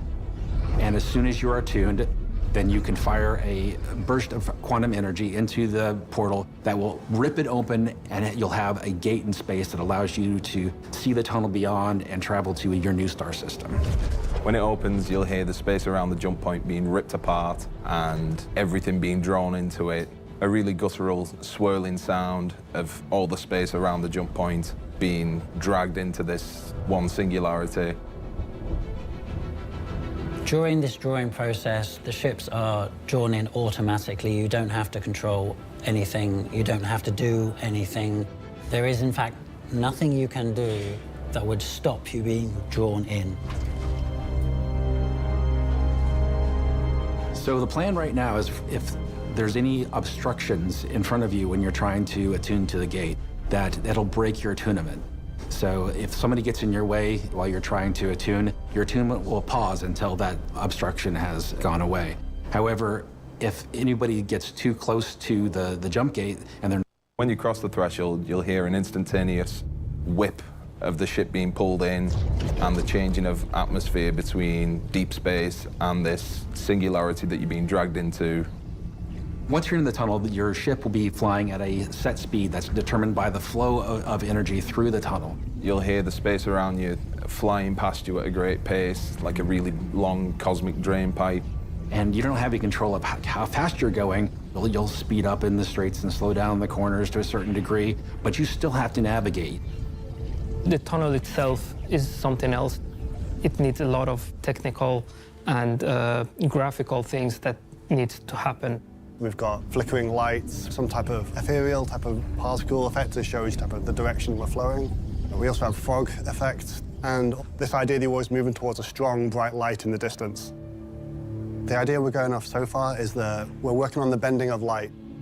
You'll see impressions of the exterior, the location you've just come from, and also hints of the way you're going to. The walls of the tunnel type of curving the space-time around you, and eventually, as you travel through the tunnel, that distortion will move away from the initial system you started in and then blend slowly towards the new system you end up in. We can kind of do anything we want because it's an enclosed space, so we're doing things like, on the rendering side, we're taking the sunlight, which we don't normally need when you're in an enclosed space, and we're reusing the sunlight, all the text that goes behind that with high-res shadow maps and these type of things, and directional occlusion, and then reusing that on top of using that to create a flickering, pulsating effect in the tunnel. And we can take a lot of shortcuts and do a lot of cool things that aren't really possible in the rest of the game because we have this totally enclosed and bespoke play space.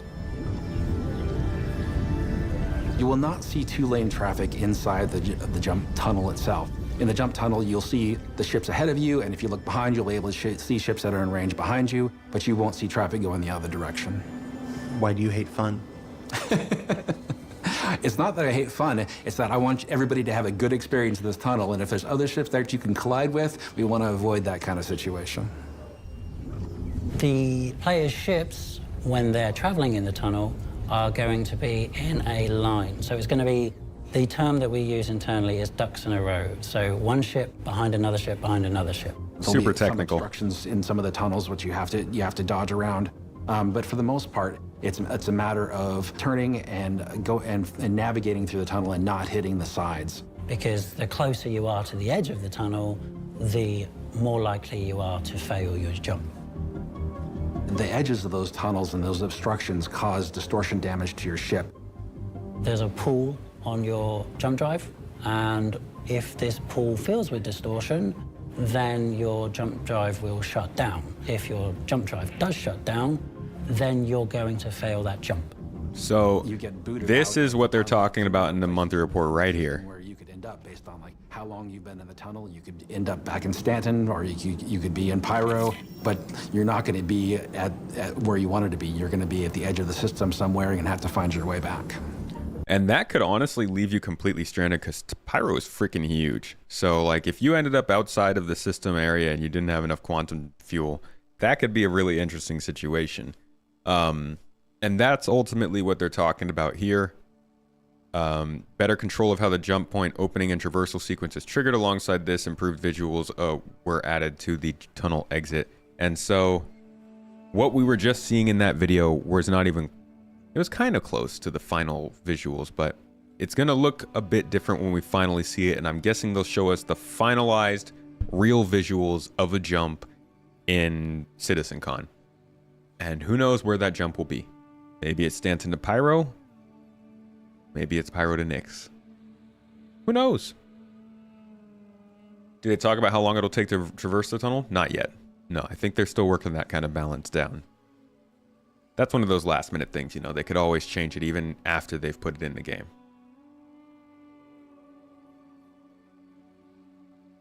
So in terms of that, they've also said gameplay-wise, jump drives now use quantum fuel in the tunnel. The fuel requirement is per jump, though each drive has an efficiency multiplier. And IFCS now takes time to come back online after a jump. Interesting. So you get dropped out and you're kind of dead in space for a little bit. Improvements were also made to the camera and screen effects code, while various stability, flow blocker, and performance issues were dealt with. Jump points are currently with the QA for testing. So we here. We getting it. Do you think they mentioned how long it will take? Oh, okay, I might have missed that. Good evening, Mark. How you doing? What's up, Mongol? MGL, how you doing? Good to see you.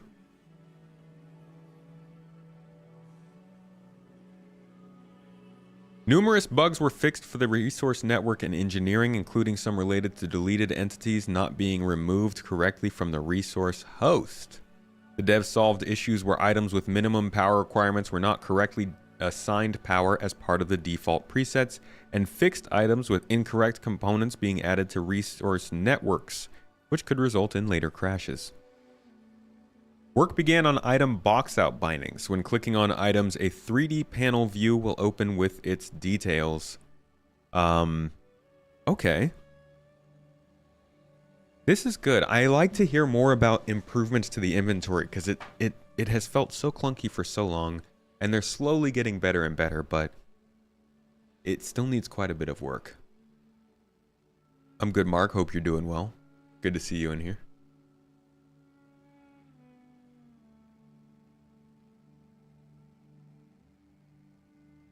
The team also improved the item destruction and repair behavior when implemented. When a player destroys an item, it will be removed from the network and added back in if repaired.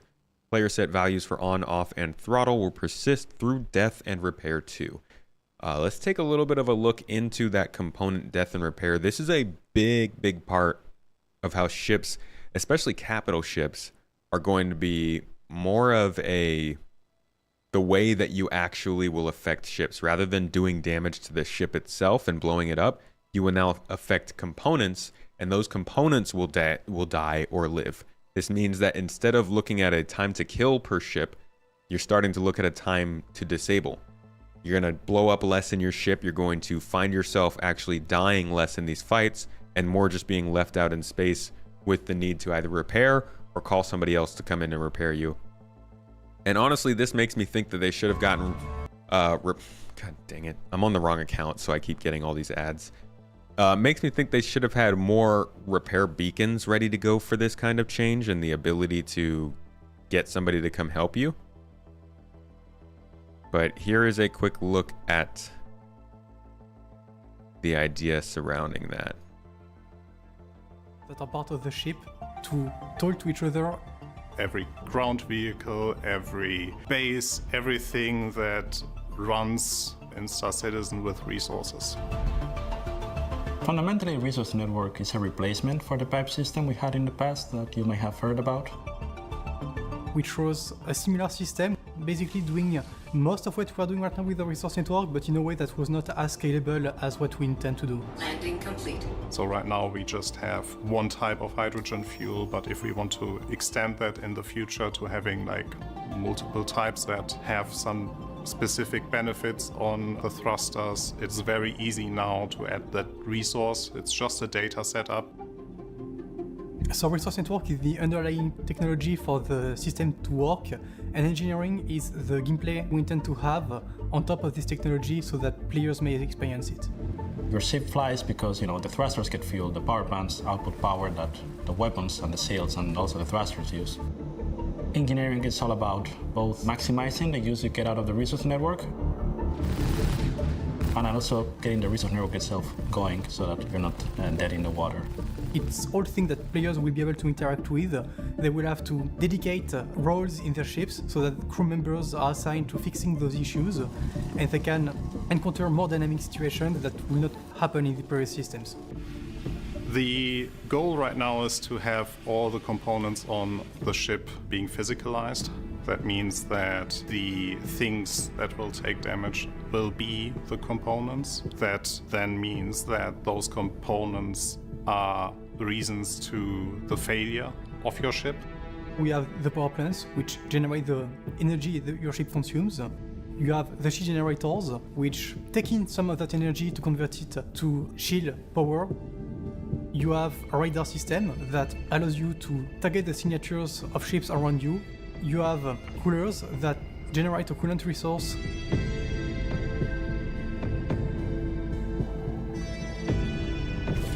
It is all the weapons that you have, it's the quantum drive, but there are also new components that will be added to the mix, and that is the relay with its fuses. Then there's the life support generator. The biggest thing we are aiming for is switching from your health pool of the bespoke ship to just moving that completely over to the physicalized component. So damaging the component is damaging your ship. I think this is the part where the biggest change for the players happen, because there the gameplay of repair comes in. Yeah, I would say so. Revitalize your ship. So you can actually use your formerly dead-in-the-water ship after exchanging or repairing the components. This is going to be crazy for people who are finding ships that were abandoned because they didn't work. Like, there's going to be a lot of players who don't understand this for a while, and they're just going to leave their ship. Maybe they'll backspace, maybe they'll get picked up by somebody else, whatever it is. The salvage opportunities for both the physicalized components you can take and also just the ability to repair a ship and take it to be your own. We gotta start to have scrap shops. I gotta be able to take this somewhere and sell off all the components from that and scrap the hull and everything. I guess you could do that because of salvage gameplay. You could literally scrap an entire ship from components to hull to the structure. This is gonna be so cool for salvage gameplay. Maybe organically. We gotta see. We gotta see how often people are actually leaving their ships out and about. But a very cool part of the gameplay is developing right here, and it's planning for 4.0, and we're already seeing signs of it in 3.24.2, which is pretty cool. Well, we mentioned one of the new components, which is the life support generator, so let's talk about life support. By the way, Havoc did say in chat, it looks like 3 minutes for the jump between Stanton and Pyro, at least right now. So it's the temperature, it's the atmosphere composition, it's the pressure inside the room. Your main responsibility is making sure that there's always enough life support resource produced to maintain a healthy atmosphere in the ship. So making sure that all the CO2 that you breathe out is actually converted into O2 again. Or if you vented a room, that the room is filled again. If your room is getting too hot, okay, it's cooled down again. So this is kind of moving past the component stuff. If they bring up life support, though, we'll go back to that. All right, where were we? So the devs solved issues where we already had that. Work began on item box outs. When clicking on items, a 3D panel, we had that. Item destruction, yes. Okay, progress continued on radar and scanning, including Delta signatures. This includes a temporary AR marker that will show when detecting a Delta signature. If the contact is pinned or locked, the existing AR marker updates temporarily. New UI bindings were added to enable the designers to customize the player-facing UI. Okay, that's good. We can customize the scanning UI. Delta signatures are an exciting part of this game in terms of scanning, and we can actually find where they were talked about first. I think it was in June. Whoops.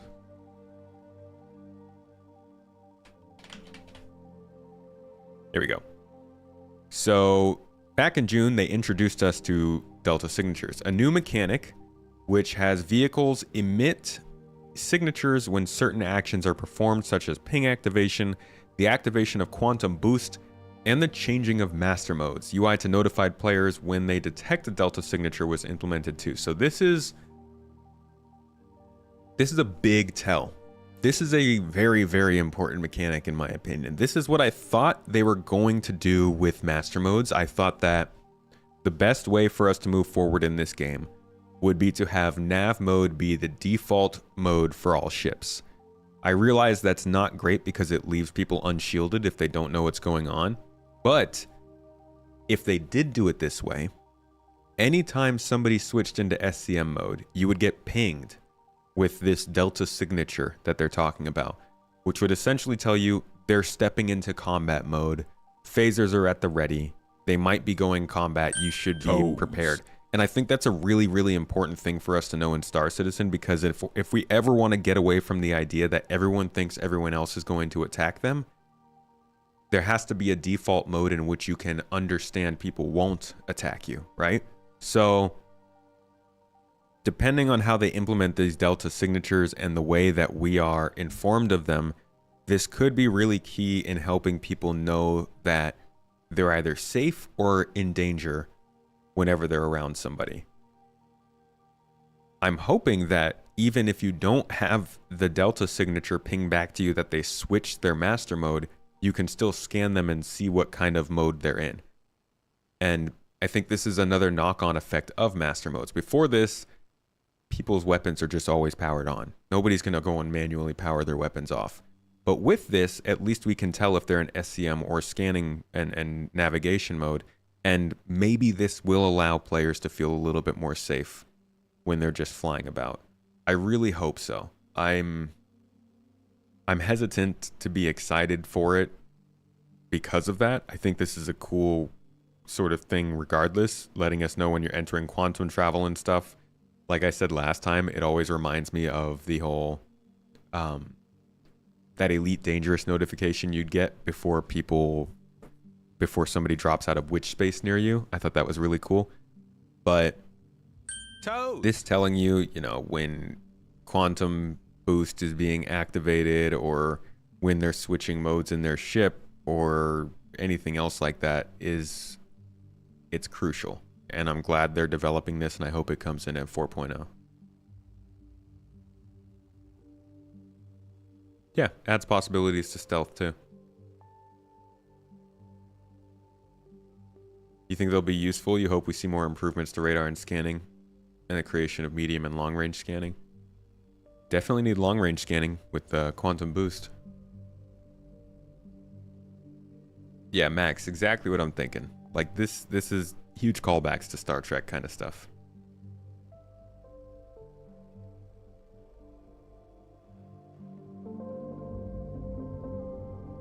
We really need better scanning in this game. Absolutely. That's hurting us a lot. And scanning needs to be able to find more than just ships. It should be able to identify buildings, outposts, caves, rivers, other kinds of anomalies, fauna, space stations, all kinds of things we should be able to find through scanning, and they need to get that system linked in. It hurts. It hurts to not have it. In related development, the radar jammer will now prevent scan waves. Okay, that's cool. A little bit of development on the e-warfare front. While FPS radar and scanning went through various rounds of playtesting and reviews to improve the overall experience. That is one that I am really surprised we still haven't seen anything on this year. That one must be taking a lot of work to transition from Squadron because of all the different assets we have in Star Citizen that aren't in Squadron 42. Continuous release support was provided for transit with improved debugging tools, a fallback when we're teleporting out of transit fails, improvements to how transit data is stored in object containers, and a refactored transport network visualizer. So that's probably the rework that they're doing for 4.0. The team also implemented off alerts for weapons, coolers, radars, thrusters, and quantum drives, alongside misfire alerts for power plants, weapons, thrusters, and shields. We're seeing that a little bit here.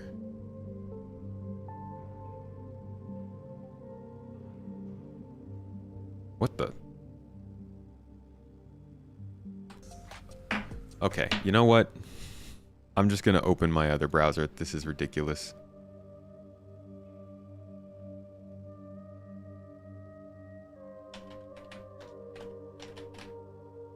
Just ads on ads, man.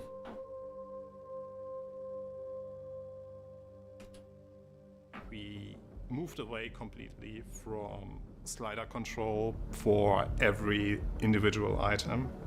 There is indicator now for fuel. This is not relevant for the initial release, but it will be relevant for the future. So I'm guessing what they're talking about is on the actual screens at the front of the ship. Some of your crew members to first investigate what are the issues caused by battle damage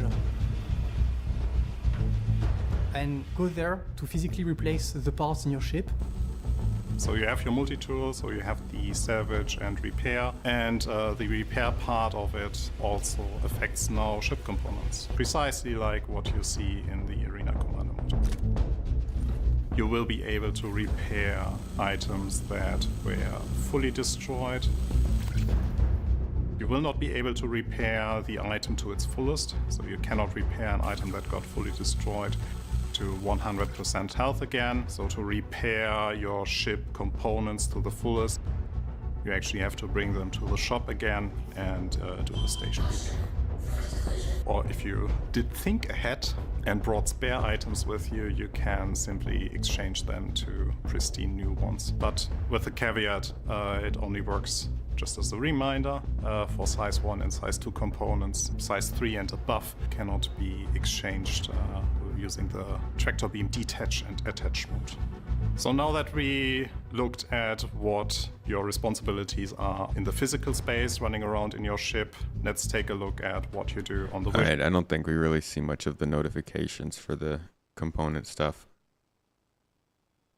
Right here, so you can kind of tell that they're showing a little bit of it up here, and I'm guessing you'll just get the notification here so it sees damaged, error, and critical. That's the kind of stuff they're talking about.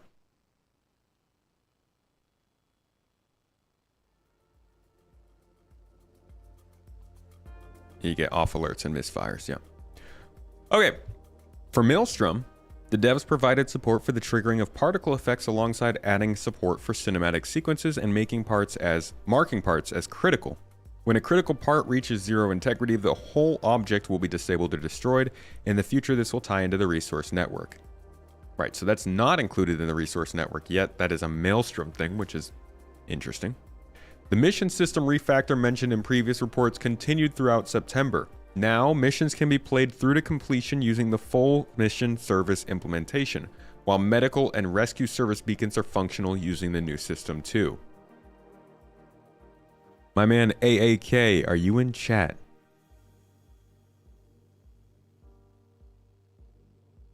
That man needs to read this and hear it well and true. It's gonna be music to his ears, that poor guy. Good to hear that they're getting medical and rescue beacons going. I really wish that they would mention refueling beacons. We need refueling beacons. That's gonna be really crucial in Pyro. I don't care if there are space stations in Pyro. There's not gonna be enough for everybody who needs refueling beacons. It's a big freaking system.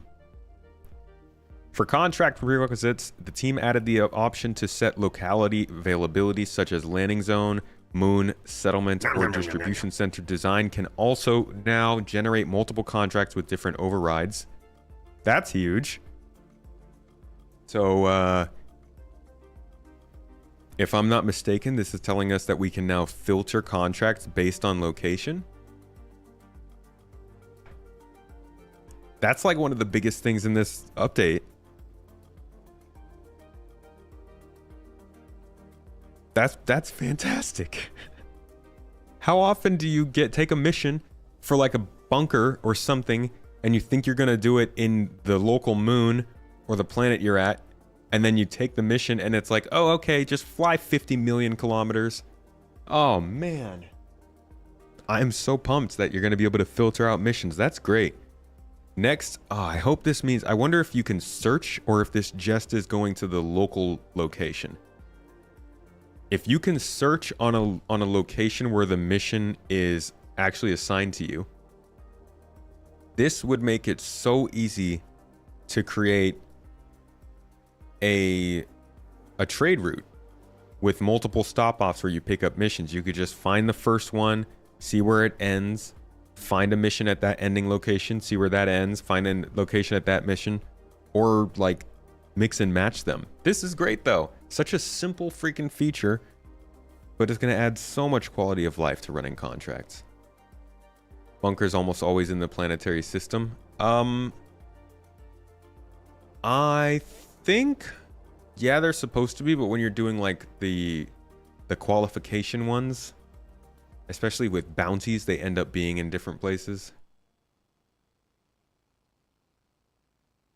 This is for them to tag up missions by location. We won't be filtering. Oh no. Really?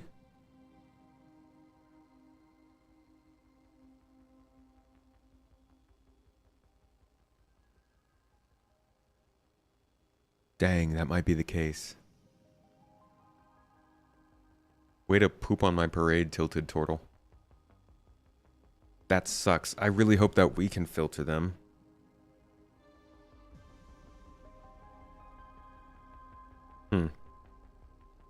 I don't know. We'll see. The team spent considerable time in September improving and fixing various issues for cargo gameplay, including hangar performance, server crash recovery bugs, commodity trading, and sell orders. So just bug fixing.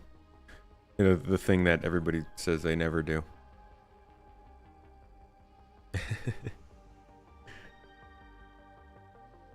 So that they can tag missions for location and only send nearby missions to your Moby.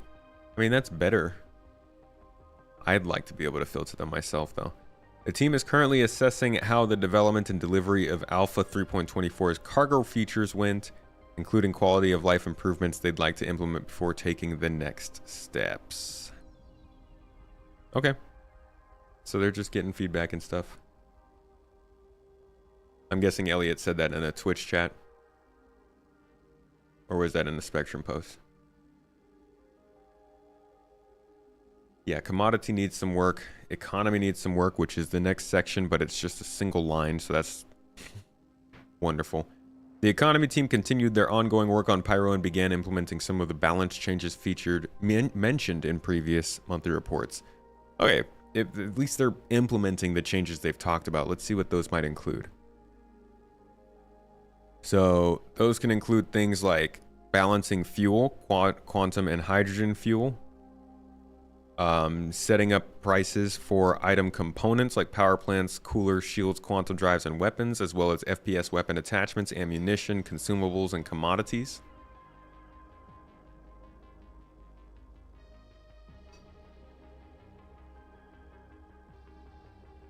Set it on Discord. Man, what do I have to do to get Elliot to give us Discord updates about this stuff? Come on, CIG devs, we don't bite. Economy in July said they were doing prices for autoloading. We knew about that. Understanding of player profiles, that each career is profitable according to the long-term vision of the economy. So maybe they'll just changing up payouts and stuff. Doing balancing passes for components and life support and jump drives. Okay. So general balancing and economy updates for different parts of ships, sounds like.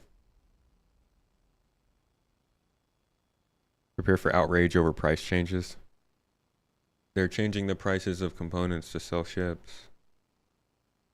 Hey, Jaybird, I'll catch you later. Thanks for dropping by, mate.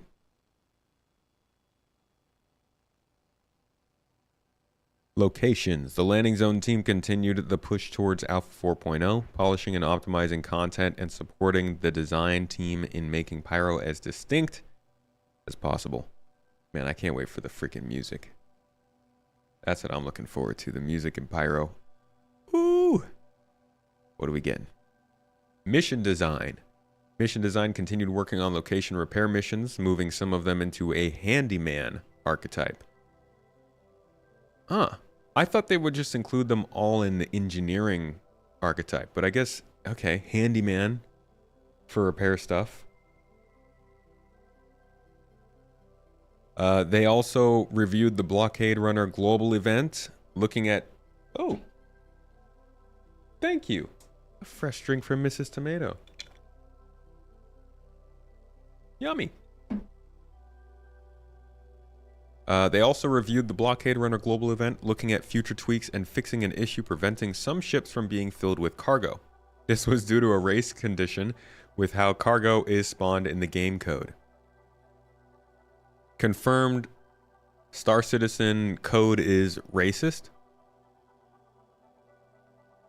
They were not filling cargo into ships because of a race condition.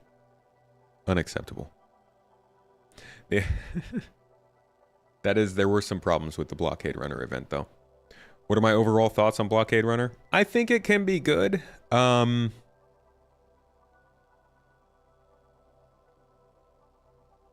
It feels too focused around the space station still. Like, yeah, I don't know. I think I need to play it a couple more times. I think it could really do with a bit more. I don't know. I haven't put a lot of thought into that. They should stop putting dev time into events like that right now. Oh, careful. Somebody said they were going to completely stop watching my videos because I said that. I think that it makes for good scenarios in that it is a multi-point kind of mission, but it still feels very centralized around two places, either where the beacon is or the space station. It kind of leaves something to be desired in terms of surprise, I guess. Like, I think it would be a more fun event if they were to say, these things need to be gathered from around the star system and brought to this space station. They give you the ability to choose where you're going to gather those things, but then they have pirates intercept you on the way to the space station and you don't know where it's going to happen. So not only are you able to use your own knowledge of the prices of items at certain locations, you can gain those items through other means, like maybe mining or even pirating other ships. And you also have a little element of surprise in that you don't know necessarily where the pirates are going to be, but they just know that you're headed to a specific space station. So you kind of got to have an escort with you the whole time. As it is right now, you could basically leave your escort at the space station and go off and take care of the ships and get the cargo and then fly back, which is its own mission. That's its own event. But it still makes it very predictable. Given how this game is supposed to allow multiple ways to do one thing, that it's difficult for them to design a bunch of missions, and that's why we haven't seen too many tailor-made missions yet. Tailor-made missions are very helpful, though.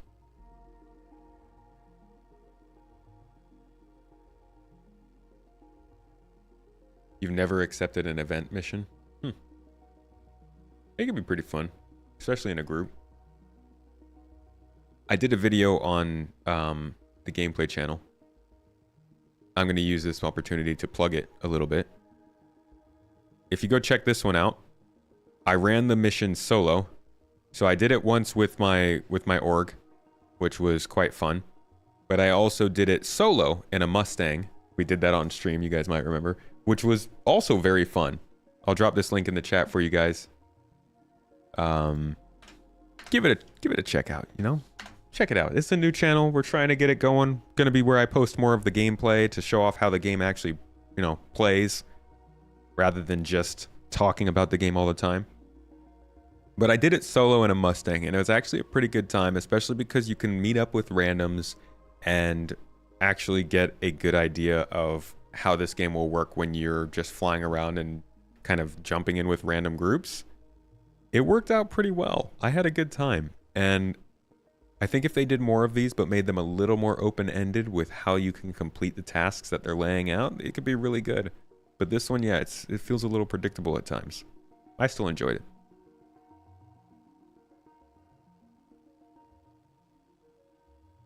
All right. The mission system refactor continued, which included over 1,700 mission records for Stanton alone. 1,700 missions? Are half of those the cargo hauling ones? No, but really, 1,700 missions is pretty good. People will tell you there's no gameplay in the game. What they really mean is it's hard to get it to work for you.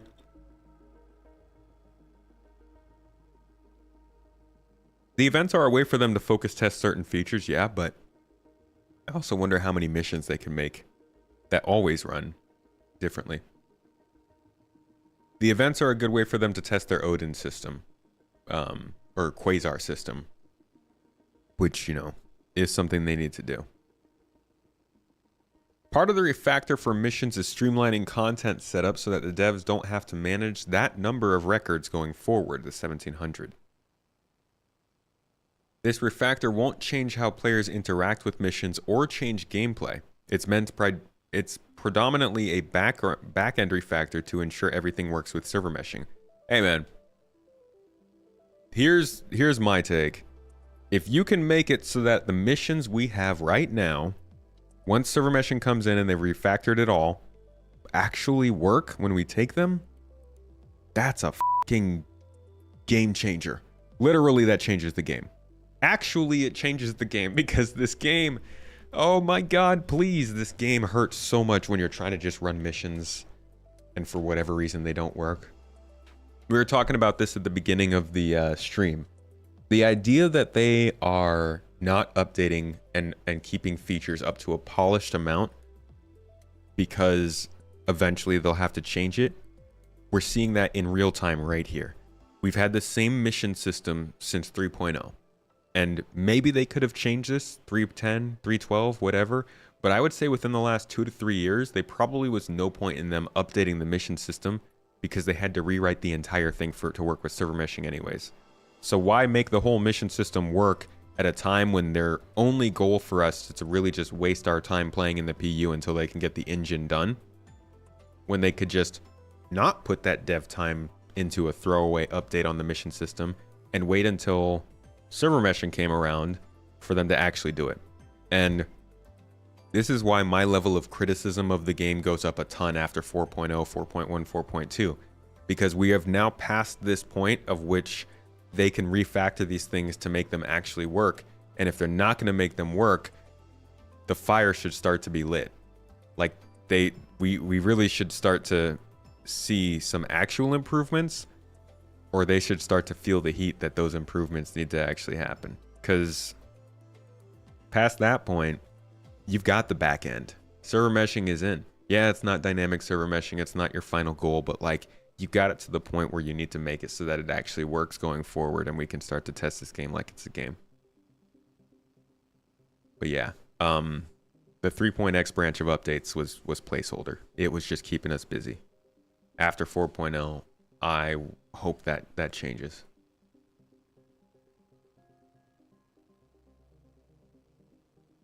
All right, work also began on an improved new player experience that accommodates more fundamental game mechanics. For example, teaching players about item banks, freight elevators, and respawn flow, component repair gameplay, master modes, and more. This saint.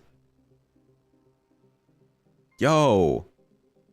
Thank you very much. Holy crap, this saint just came out of nowhere and dropped 10 memberships on YouTube. What? Hey, almost 70k subs. Thank you very much. Thank you very much, man. We are almost at 70k subs. It's cool to see. I really appreciate that. Thank you very much. That means a lot. That's a lot on YouTube. Much love, buddy. This is pretty big what we're hearing here. Thank you very much. Okay, YouTube, calm down. Get it together. This is gotta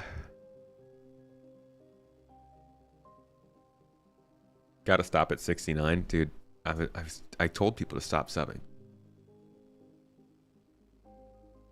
And can I just say we're almost at a combined 100k on YouTube. We're at 20k on Space Tomato 2 and about 70k on Space Tomato, which puts it at a combined 90. Pretty cool. I don't think YouTube sends you anything for that, but cool nonetheless. So a new player experience that actually touches on these things: item banks, freight elevators, respawn flow, component repair gameplay, master modes, and more. That's so freaking important. Like, that makes me way too excited. I'm not a new player by any means, but the idea that they will actually start explaining things to people in this game,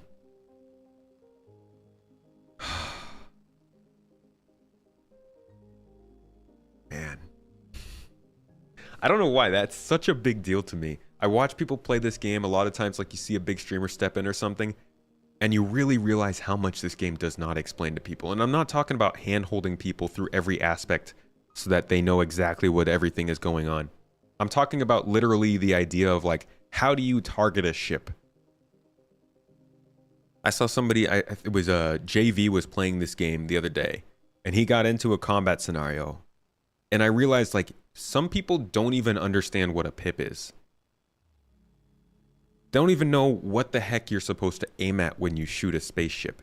Flying spaceships is not a normal thing in video games, and the game doesn't tell you what that is. That's important, in my opinion. Again, not so much that it's hand-holding you and auto-aiming for you or something, but at least telling you what the heck is going on. That makes a bunch of sense to me.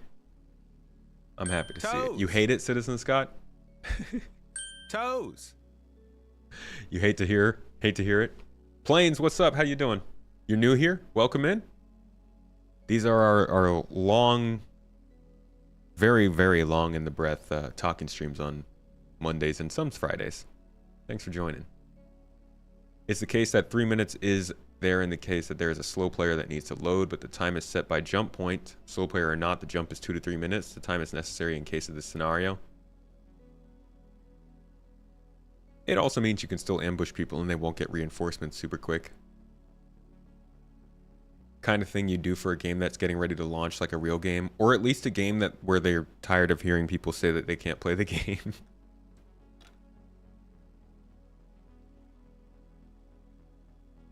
Figuring out SC as an IQ test. It does keep the barrier for entry a little high, which is nice. Open the menu, go to key bindings, and look. Oh my god, the key bindings menu itself is a game on its own. Whew.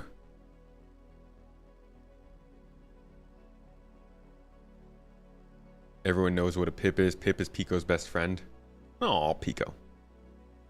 Pico's good people. How do you fire weapons? Right? Well, like, yeah, how do you fire missiles in this game? If nobody ever tells you. How are you supposed to know that you have to press the... What do you press? Middle mouse button. And then, like, yeah, it's just a lot. And I mean, you can go to the key bindings menu, but come on. Give us the basics at least. Think we'll see a Spectrum integration into the game for SC? I think we might see Spectrum integrated at the same time we see whatever org tools they have planned. That'd make the most sense to me. They introduce their org tool. They include orgs in Spectrum. And then they include some level of Spectrum in the game. And then maybe, if we're extra lucky, the Galactopedia comes with that.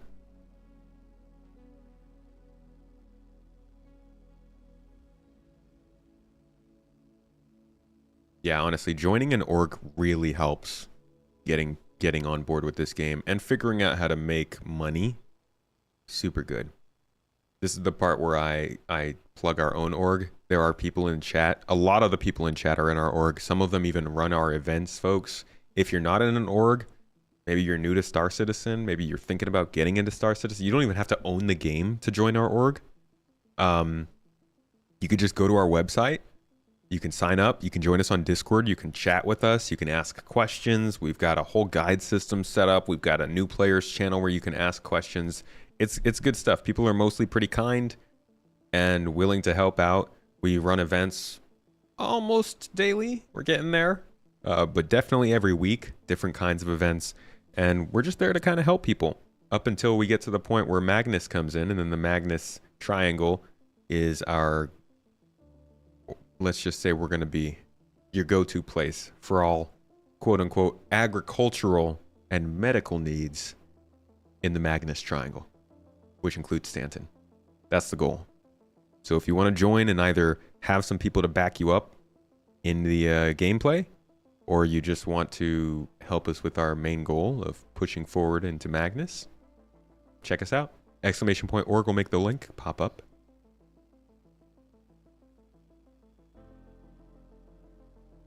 Or gameplay is what keeps you playing.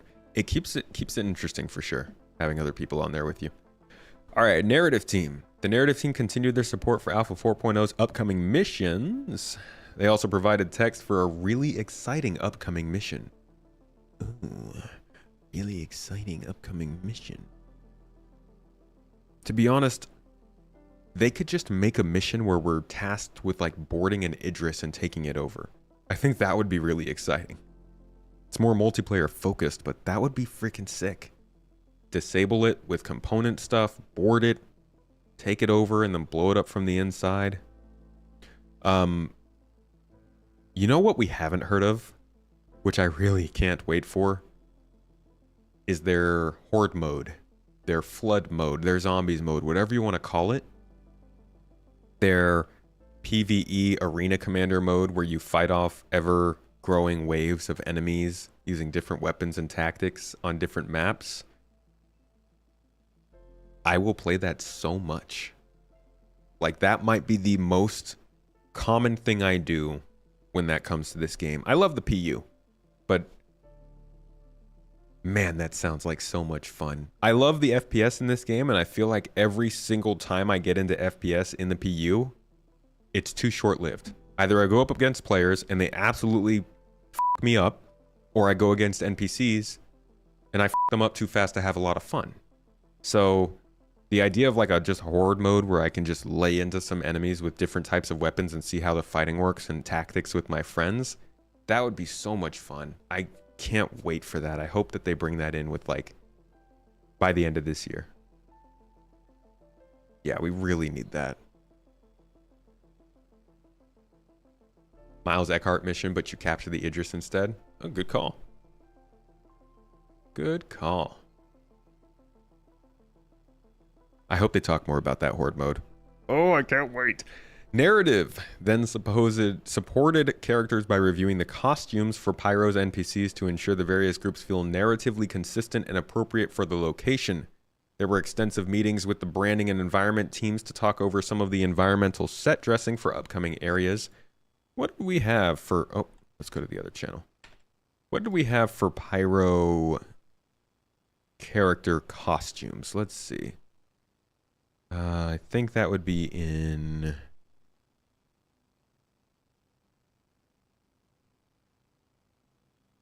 They show us some of these new locations, right? Posters are where the player is going to be dealing with trade and commodity, organizing themselves between different groups in order to purchase different food, water, ship weapons, ship components, armor, grenades, med pens, whatever, you name it, it can be found and sold here. They focus quite heavily on hauling, delivery, and shuttling goods around. Trader posts are organized by several different factions within the Pyrostar system. At these different locations, you might find different inventory, different perks, different goods. So if you're aligned with Citizens for Prosperity, you might visit locations such as Jackson Swamp on Pyro 2, or Conard View on Pyro 6. Conard View is in a very cold location that's very inhospitable, but people still need to be able to service and trade and do things around this planet. You can find different goods, different resources there, all being sold at this location.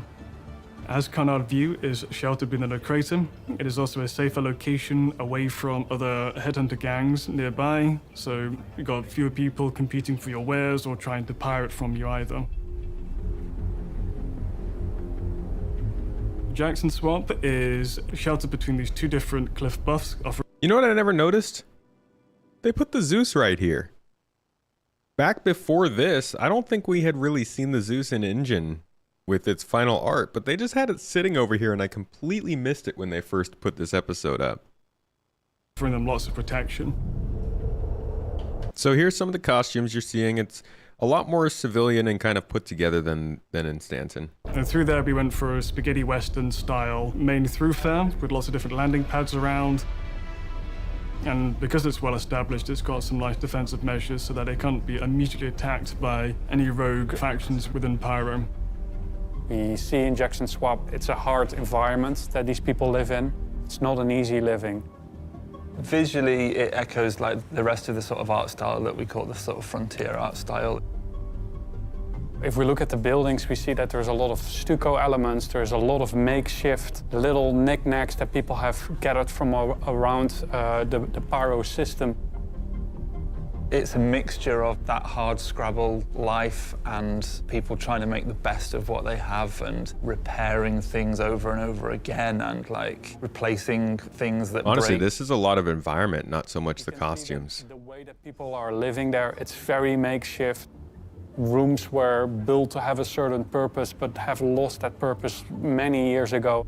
There's still that sort of decorative, artisanal, craftsman-like elements in there as well with the rough weave rugs and things You kind of get the So we're idea, trying though. to really, like, It's much more ramshackled and put together than what we were getting in the more corporate Stanton system. And I'm really excited, man. I hope that once they expand out to like Nyx and maybe another system, they go back to Stanton and really start to double down on just how corporate that system is supposed to be. It's supposed to be a corporate hellhole. Like, you're not supposed to be really enjoying your time in places like ArcCorp and Lorville. Maybe Orison, possibly Microtech, but the stories that come out of the game in that system sound so just disheartening.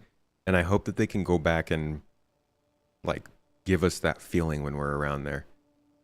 Let's see if we can get a little bit more of an idea of what Pyro people are looking like here.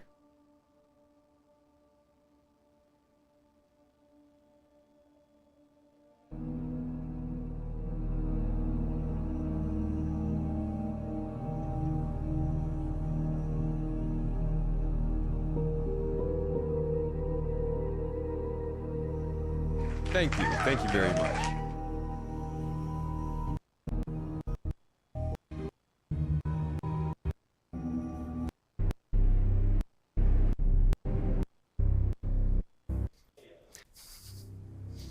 There we go. Jordak, thank you for the membership, dude. Appreciate you. 3 months and counting, my friend.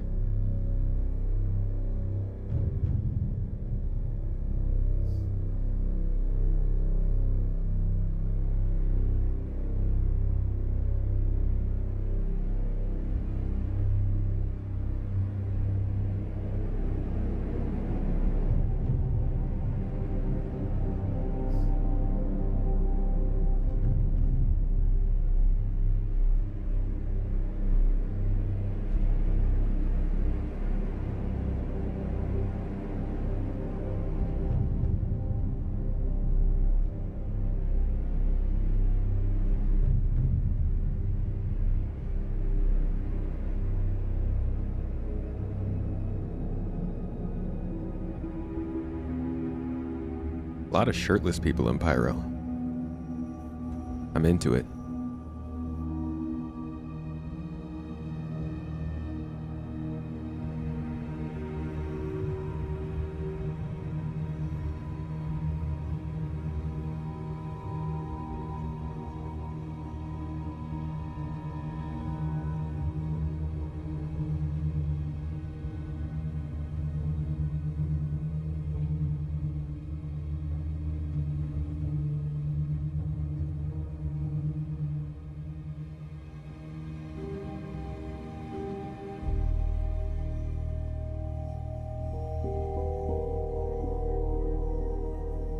Wow, that's a lot of hatred in that look.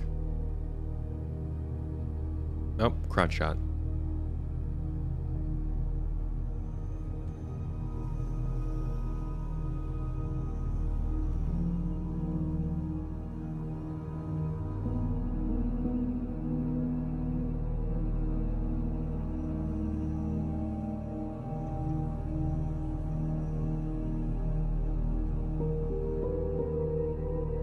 This looks pretty cool.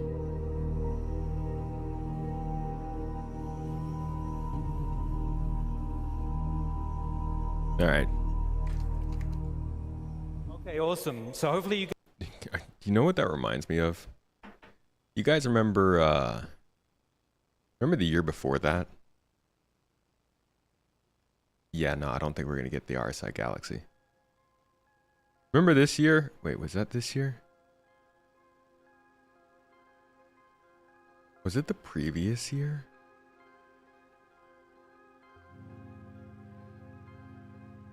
Outlaw Lifestyle. Was it here?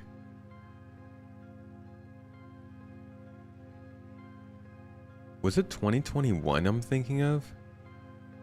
Man, these years just fly by.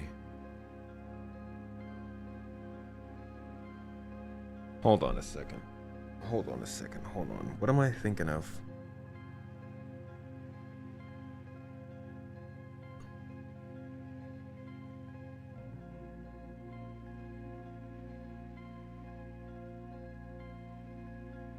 CitizenCon 2022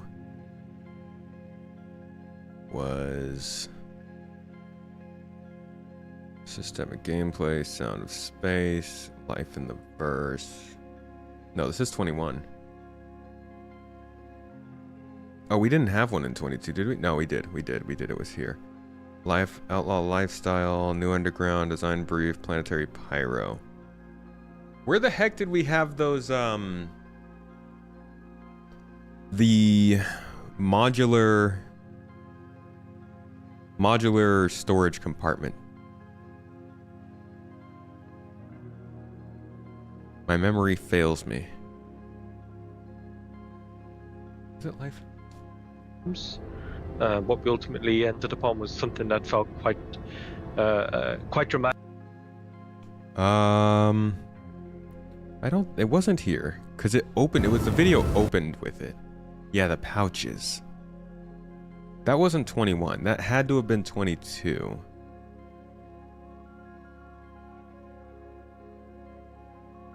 It was an Outlaw Lifestyle, right? No, that was just a long sizzle reel.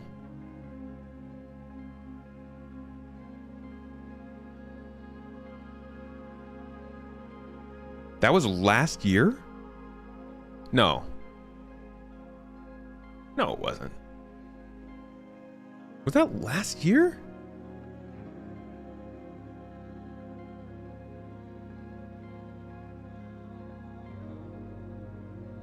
Towards the beginning?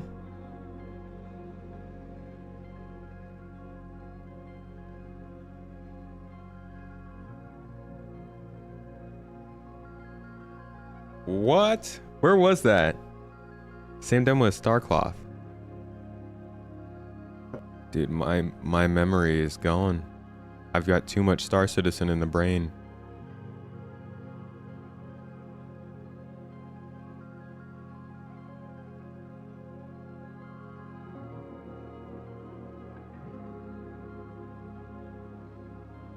I don't see it here. The cloth will. Character advancement?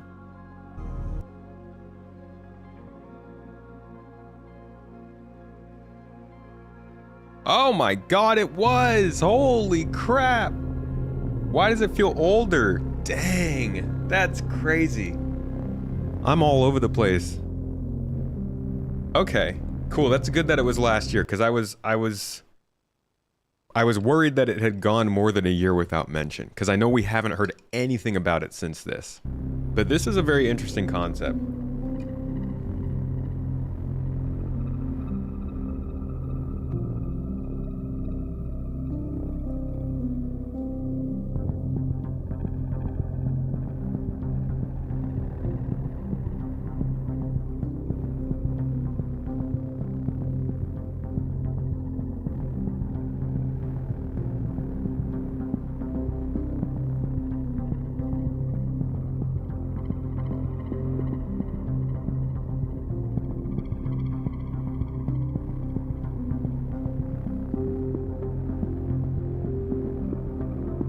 I mean, I'm not worried in the sense that, like, it's gone. I imagine they showed this off and they probably have to figure out how it's going to work into gameplay design. But I still think that we'll probably see some levels of... Oh my god, I forgot about this whole segment here.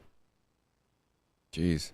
Yeah, we'll have to rewatch this kind of stuff over the next couple of Monday streams if you guys are interested in seeing older CitizenCon footage. Back to the monthly report, though. So easy to get off topic. Narrative then supported characters by reviewing the costumes for Pyro NPCs to ensure the various groups feel narratively consistent and appropriate for the location. I already read this part, I believe. There were extensive meetings with branding and environment teams to talk over some of the environmental set dressing for upcoming areas. I think we literally, like this, right here. You got different types of armor for different types of locations. My man Ian on the Pretty cool, stage. right? So I think this will provide loads of customization options in the future. We're super happy about that. So we also created some extreme weather costumes for frontier locations, and these also follow the same mismatched and repurposed design aesthetics. I think the biggest thing about this is having storage opportunities without having to wear armor. Higher visual benchmark. So this is all driven by our new Layer Blend V2 shader. Because that's always been a pain when, like, you want to have a backpack to carry just a couple of little things with you while you're looting, but you're wearing just like an undersuit or something. Sounds like the first undersuit to do that, besides the environmental sets that we have, the Novikov and whatever the other one is this one that's coming with the CitizenCon goodies pack. All right, let's move on to online technology here. The team began September working on features for Alpha 4.0, surprise, surprise, including the updated mission and marker system. Task also included in part 2 of the backend social services refactor, which replaces some older diffusion systems with gRPC services and adds quality of life updates. The second half of the month involved design work for new services. Live Tools kicked off a new feature to provide better access management to Hex based on various user permissions. Ongoing work involves enabling the ability to display inventories in the Network Operations Center. Best place you can get a easy understanding of Hex is if you go to the Turbulent website. You can see some of the tools they've developed for Star Citizen.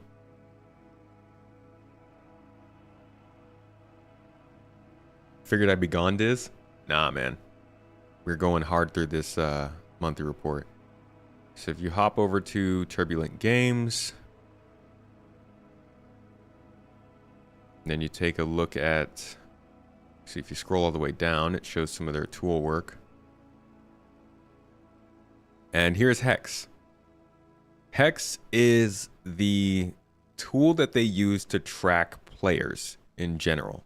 Our reputation, our inventories, our things, what we're carrying. You can see it all here in some like videos that they posted here. And it's a pretty solid tool. I mean, it looks good, that's for sure. Turbulent does good work. You can tell from their website. I fear for the Turbulent devs though. Y'all better be, I fear for all the devs, to be honest. Devs don't get paid enough. This is good work. It's probably pretty robust, and this is a system that our whole reputation tracking is going to depend on in the game. So it's pretty important, but not one that we really hear about too often. But it sounds like they are doing some work on stability and access management in September. Throughout September, the networking team prepared to bring server meshing to the PU. Oh, man. Okay, I just gotta, like, just for a second, can we just bask in how nice it is to read that on the monthly report? Throughout September, the networking team prepared to bring server meshing to the PU. It's not the end of the world. It doesn't mean everything's going to be perfect, but we've been hearing about server meshing, officially speaking, in marketing materials since CitizenCon 2018. You can go all the way back to it. CitizenCon 2018, Road to Release, where they came out and they put server meshing. Oh my god. Sorry, I'm on the wrong account again. They put server meshing on the screen and they said, this is where we're headed. No, we're not basking in the memes just yet. We will soon. But they came out and they said, this is like the actual big milestone. This is what we've been waiting for. This is the whole hold up. This is what they blame all the problems on. Not all the problems. This is what they blame a lot of the problems on. This is what a lot of the development is waiting for. This is the next big milestone. We got the persistence. We didn't get organization systems, whatever. But yeah, 6 years ago, they put this on the screen at CitizenCon. And they were like, this is what we're aiming for. And that explains why they're talking about Star Citizen 1.0. This is their new Star Citizen 1.0. Or rather, Star Citizen 1.0 is their new server meshing. It's what they're going to put at the end of the timeline and say, this is what we're working towards. We'll get there at some point, someday in the future, soon, TM. But back then, it was server meshing. And after Road to 4.0 and Road to Pyro and this and that, and we're working on this, and we might get that in 2020 and 2022 and all that stuff. Here it is. Finally, they're working on it. And like, I mean, they're not working on it. They're getting it into the PU, and we're testing it in the tech preview channel. And like, it's actually happening. And I know the time makes it easy to be cynical about it, but it feels dang good, you know? It's kind of like how some of these companies have been saying they were going to get self-driving cars on the road good to go and just changing the planet for like the last 12 years. And we're really only just starting to get very limited applications of it. That still feels really good for people who are interested in that tech and the people who have been working on it. And they've been saying things about server meshing for the longest time. And I am very freaking... Some of you know. I've talked to some of you pretty in depth about our own personal situation with Star Citizen and like the fact that it's taken so long and all this stuff. Many of you are frustrated. But it feels dang good to finally be seeing this going into the PU. And whether it works or not, it's at least... It is at least reaching that point. So I'm happy to see it finally there. Yeah, and then we can see how much time dynamic server meshing will take. I don't believe the floodgates are going to open, but I do believe that they pass a huge milestone, which is good. I don't care if it's not close to live. That's not what I'm talking about. I don't give a flying f if it's going to take another 8 months to get server meshing there. It is so significant that server meshing is in players' hands.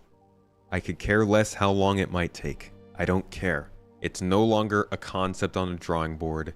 It's no longer a message in an announcement or a slide on a CitizenCon post. It is literally being tested, and that in its own is significant. And I thank freaking God, because this has taken way too long.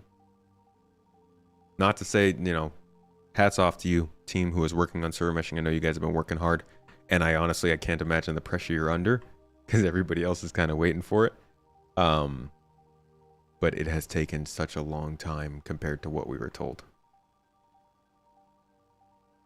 So yeah, they said that this the work that they're doing is including a new series of tests on the tech preview channel, where we're pushing out higher player counts than ever to stress the system and rapidly iterate with performance improvements and bug fixes. We'll see how that goes. Still, the tests are churning on. There are still problems with it, but they're getting data. They're working on it. And again, I'm just glad that it's in players' hands. Doesn't necessarily mean 4.0 is coming this year. Doesn't even mean 4.0 is coming next year. That's not to say that, like, I think it's not coming next year or this year. It could happen at any time. Like, a certain amount of progress can happen at any point, and we don't know when it will. But it's in testing, and that can mean it's going to take 8 weeks or 80 weeks. We'll see. They also supported the various gameplay teams, helping to get their features server meshing ready and improve the robustness of authority transfers between servers. The UI team focused on multiple screens for the Pyro system while continuing close collaboration with the core gameplay pillar on jump points and the resource network. They also reworked each manufacturer's vehicle HUDs and MFDs, giving them unique colors and a new layout to reduce screen clutter and improve usability. And that's a real easy one to show you guys. They've been talking about customizing UI for the longest time. In fact, I bet I can find that for you real quick. If we go back into the old archives where they talk about UI. God dang it, there's no timestamps on this one. I guess I probably won't be able to find it. They used to talk about the idea of having ship manufacturer specific UIs. They talked about company specifics. You know, however many landing zone locations there are, or ship manufacturers, or whatever. So on the left, you see the kind of white box version that we've seen. This is something that the designer, like anyone internally, can use to kind of, you know, there's no fluff. Bro, they said 4.0 was coming in 2020. Let's be real. It's mainly focused on functionality. To the right of that is pretty much the same thing, so just kind of like a dark theme. And then we have the Microtech theme that we've designed that you saw in the demo. And then a theme for Anvil Aerospace. So they're all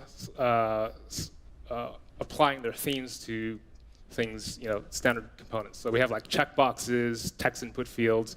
And by the way, this is like, you know, a small fraction of what actually it would be, but, you know, it's just kind of for the purposes of this presentation, kind of kept it simple so we could actually fit it on the slide there. So just kind of break this down a little bit. So I'm just going to demonstrate like the application of one of the like this is 2019 that they were trying to show off concepts and stuff for manufacturer specific UI. And it took a while, but now they're finally getting into the game. And we get to see all of them for real. Styles to the MFDs and the HUDs. There's Aegis. It's very militaristic and it's very sleek. Anvil is great. I love the green color of Anvil. It feels a lot more like an F-16 cockpit. Drake is my favorite. It's retro and Blade Runner and CRTs. There's Argo. It really feels like a piece of industrial equipment, which is what the brand is going for. And there's the generic style that will support all the other ship manufacturers for the time being. For this release, so they still have some work to do. As always, they still have some work to do on it. Sten Gun, thank you so much for the sub. Appreciate you and your support. You're a homie. Anyone knows any rumors about what Ghost Town is? Do not know yet. They've dropped some references, but don't know what it really means. They referenced a movie or a TV show that I haven't seen. That'll give you some hints. We've had Answer the Call, Hold the Line this year, Surf the Memes. Surf the waves, dude. Just let the memes take you. Additionally, the UI team has streamlined the multi-tool UI to be more straightforward without the need for floating elements. Huh.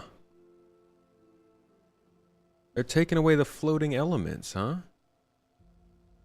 That's interesting. Wait, let's go back to the best side hustle to do in 2024 No. is to get a fully remote No. Trade posts.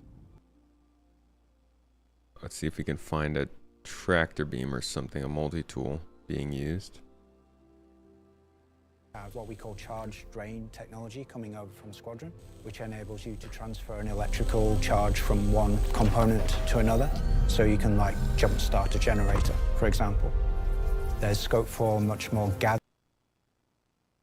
I just want to see the multi-tool with the floating controls.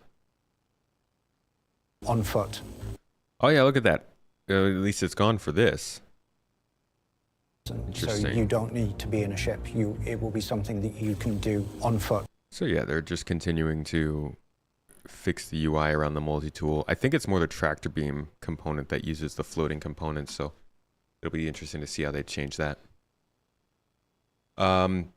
Last but not least, the VFX team. They continued their tasks for jump points and supporting the vehicles, weapons, and locations teams with a variety of deliverables, including the Argo Atolls and the RSI Zeus Mark II.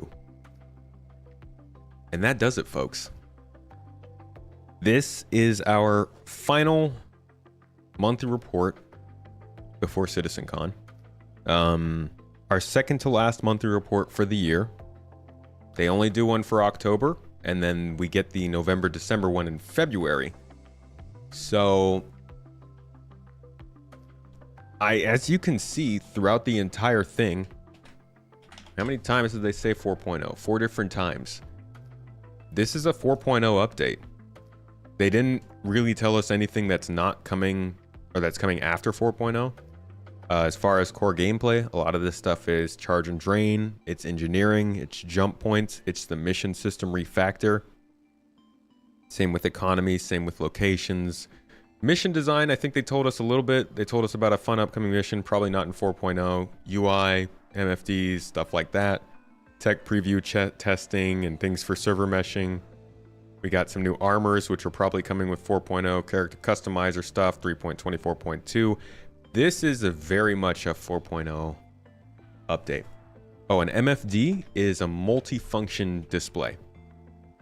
Basically a display you can change to show you different things about your ship. But yeah, this was a very targeted update. They are so much, it's so obvious how much they're holding back. You can see that when you look at some of these sections like economy and locations. Locations team is never working on so little that it only takes one sentence. If there's one thing in Star Citizen that makes a lot of progress, it's locations. The Planet Tech team is leagues ahead of most of the rest of the company. So they're holding things back because they are, you can call CitizenCon the floodgates if you'd like. And, you know, we got some AI updates here and there. But this was really an update on what's going on with 4.0 and how are things coming along. And honestly, as boring as this felt, there were a couple of interesting things here. But as boring as this felt, especially compared to last month, I'm so happy. Oh my god, it's taken way too long to get to 4.0, and it's gonna suck in some ways because we're gonna pass 4.0. We're gonna have a lot of the same problems we've always had this whole time, and we're just gonna start the next wait to get to the next big thing, to see the gameplay actually change, because 4.0 is going to come and it's going to go, and it's not actually going to change things enough for people to feel like it's a different game, you know? Like things have changed so much that, oh, suddenly everybody's happy with gameplay. That's absolutely not going to happen. It's, that's a given. This is going to be an incremental update to the gameplay, but a monumental update to the back end. And at the end of the day, just like with 3.18, that back end difference is going to make more of a difference over time than right when it happens.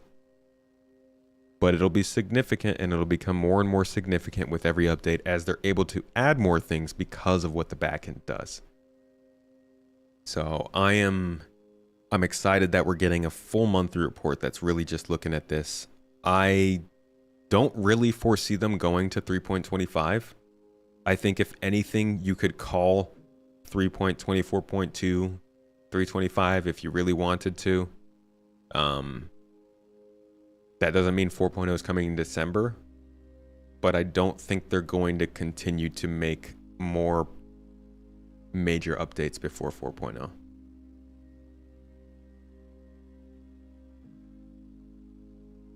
If that makes any sense. Yeah, Earl, I think you're on it. It's going to unlock them the ability to fix some issues and make some updates. And we're seeing that with the mission and the transit system refactors. Those are those are only happening because server meshing is finally coming along.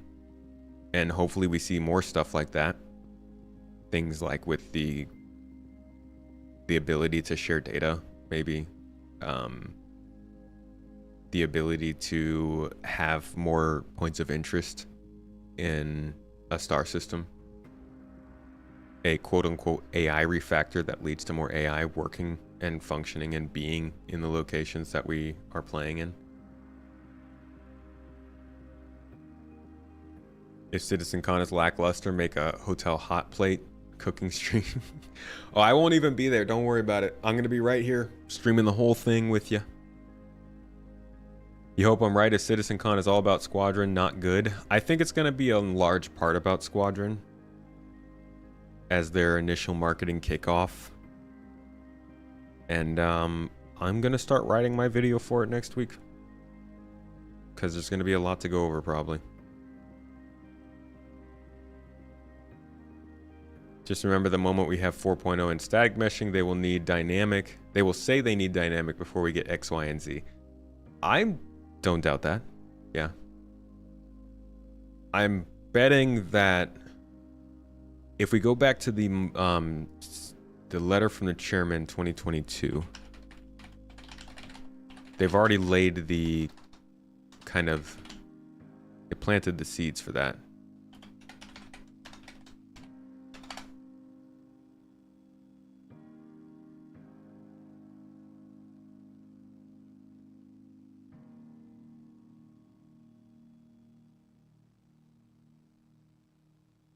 So they talk about server meshing.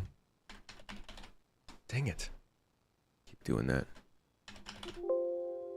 Is this not the right one? Maybe this isn't the right letter.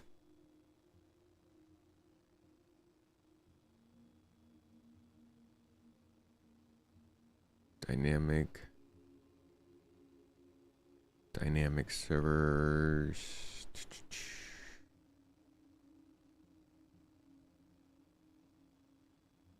Huh.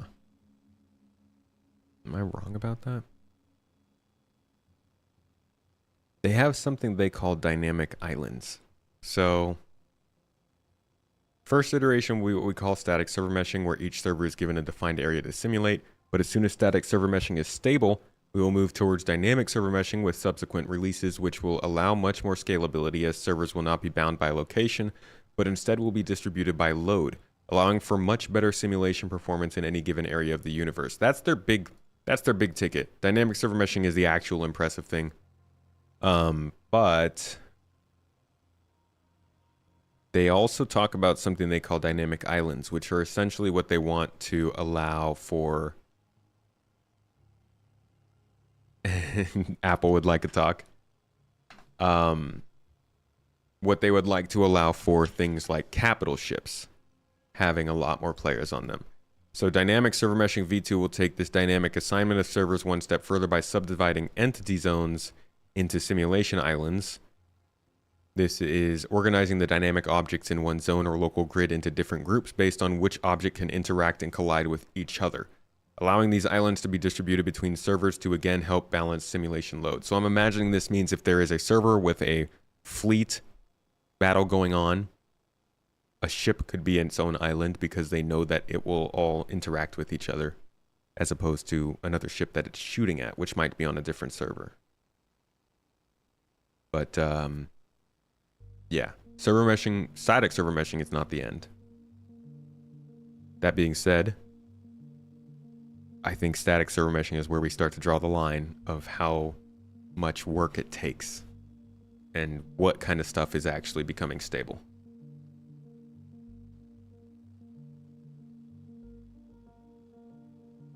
Right, I think I got dynamic island from the Apple thing. They said simulation islands.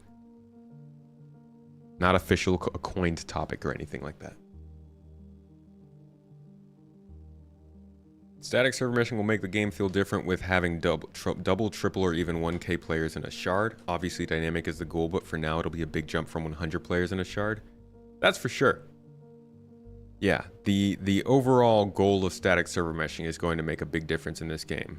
Probably the biggest we've seen, because now they can start to rework these systems to work for the increased player count. Which many would probably argue they should have been doing already, but better than not being static server meshed.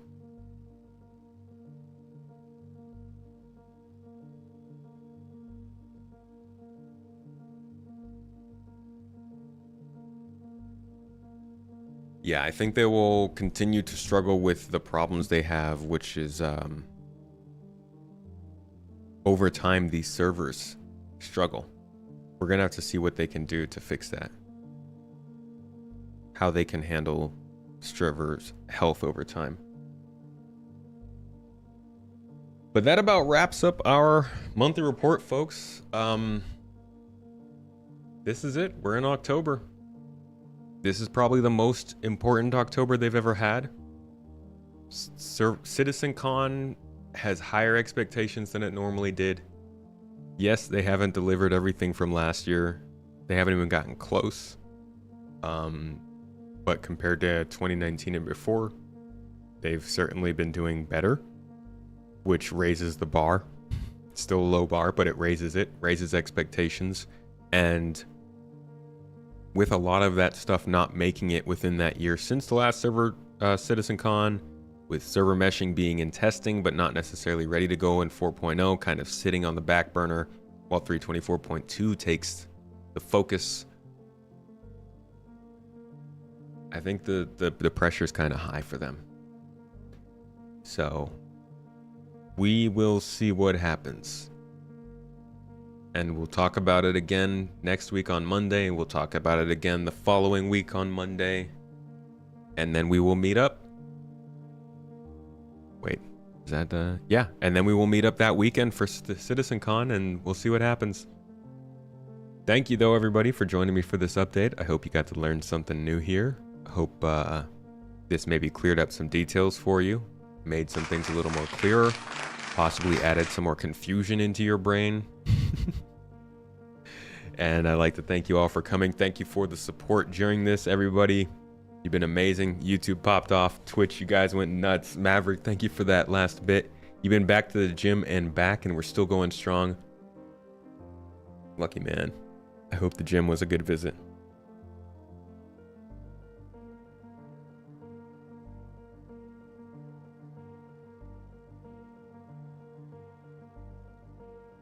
Thank you, Captain Squirrel. Appreciate you. If y'all want to join the discussion, join us on Discord. People are always chatting it up, sharing their woes, their worries, their excitement, and all the other things that they feel about the game over there in the Discord. It's good times. It's good times. We got channels that aren't just Star Citizen, thank God, because sometimes you need a little break.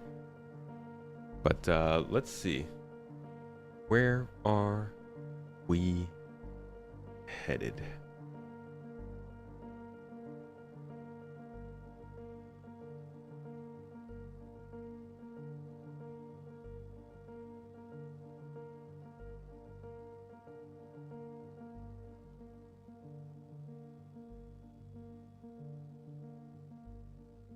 Oh, nice. It's Loken's partnerversary. How about we hit him up? I'll drop you guys over with Loken. Looks like he's having a good one. Y'all have a good time. Thanks again, everybody, for being here. I appreciate you. Just being here to chat and talk. It's good times. This is my obsession. And it's fun to share with other people who are space and nerdy. Give a little dance in the chat. Tell them it's the Toes raid. Give them the heads up. Drop all the toes. Let them know where you came from. And folks, do yourself something good today. Eat something yummy. hang out with somebody you love, give somebody a hug, treat yourself well, have a little nap, whatever it might be. Just have a good time. And I will see you all on tomorrow, actually, for some org gameplay. So peace out, everybody. Go enjoy Loken's subathon.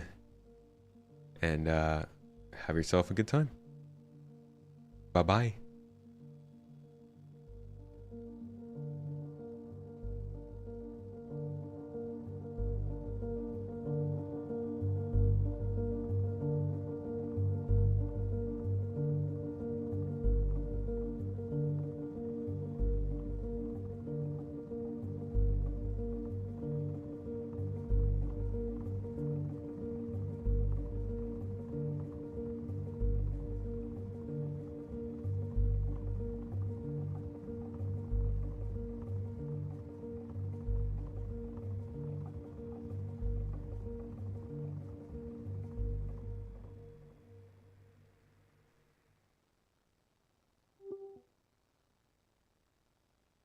Don't know if you have access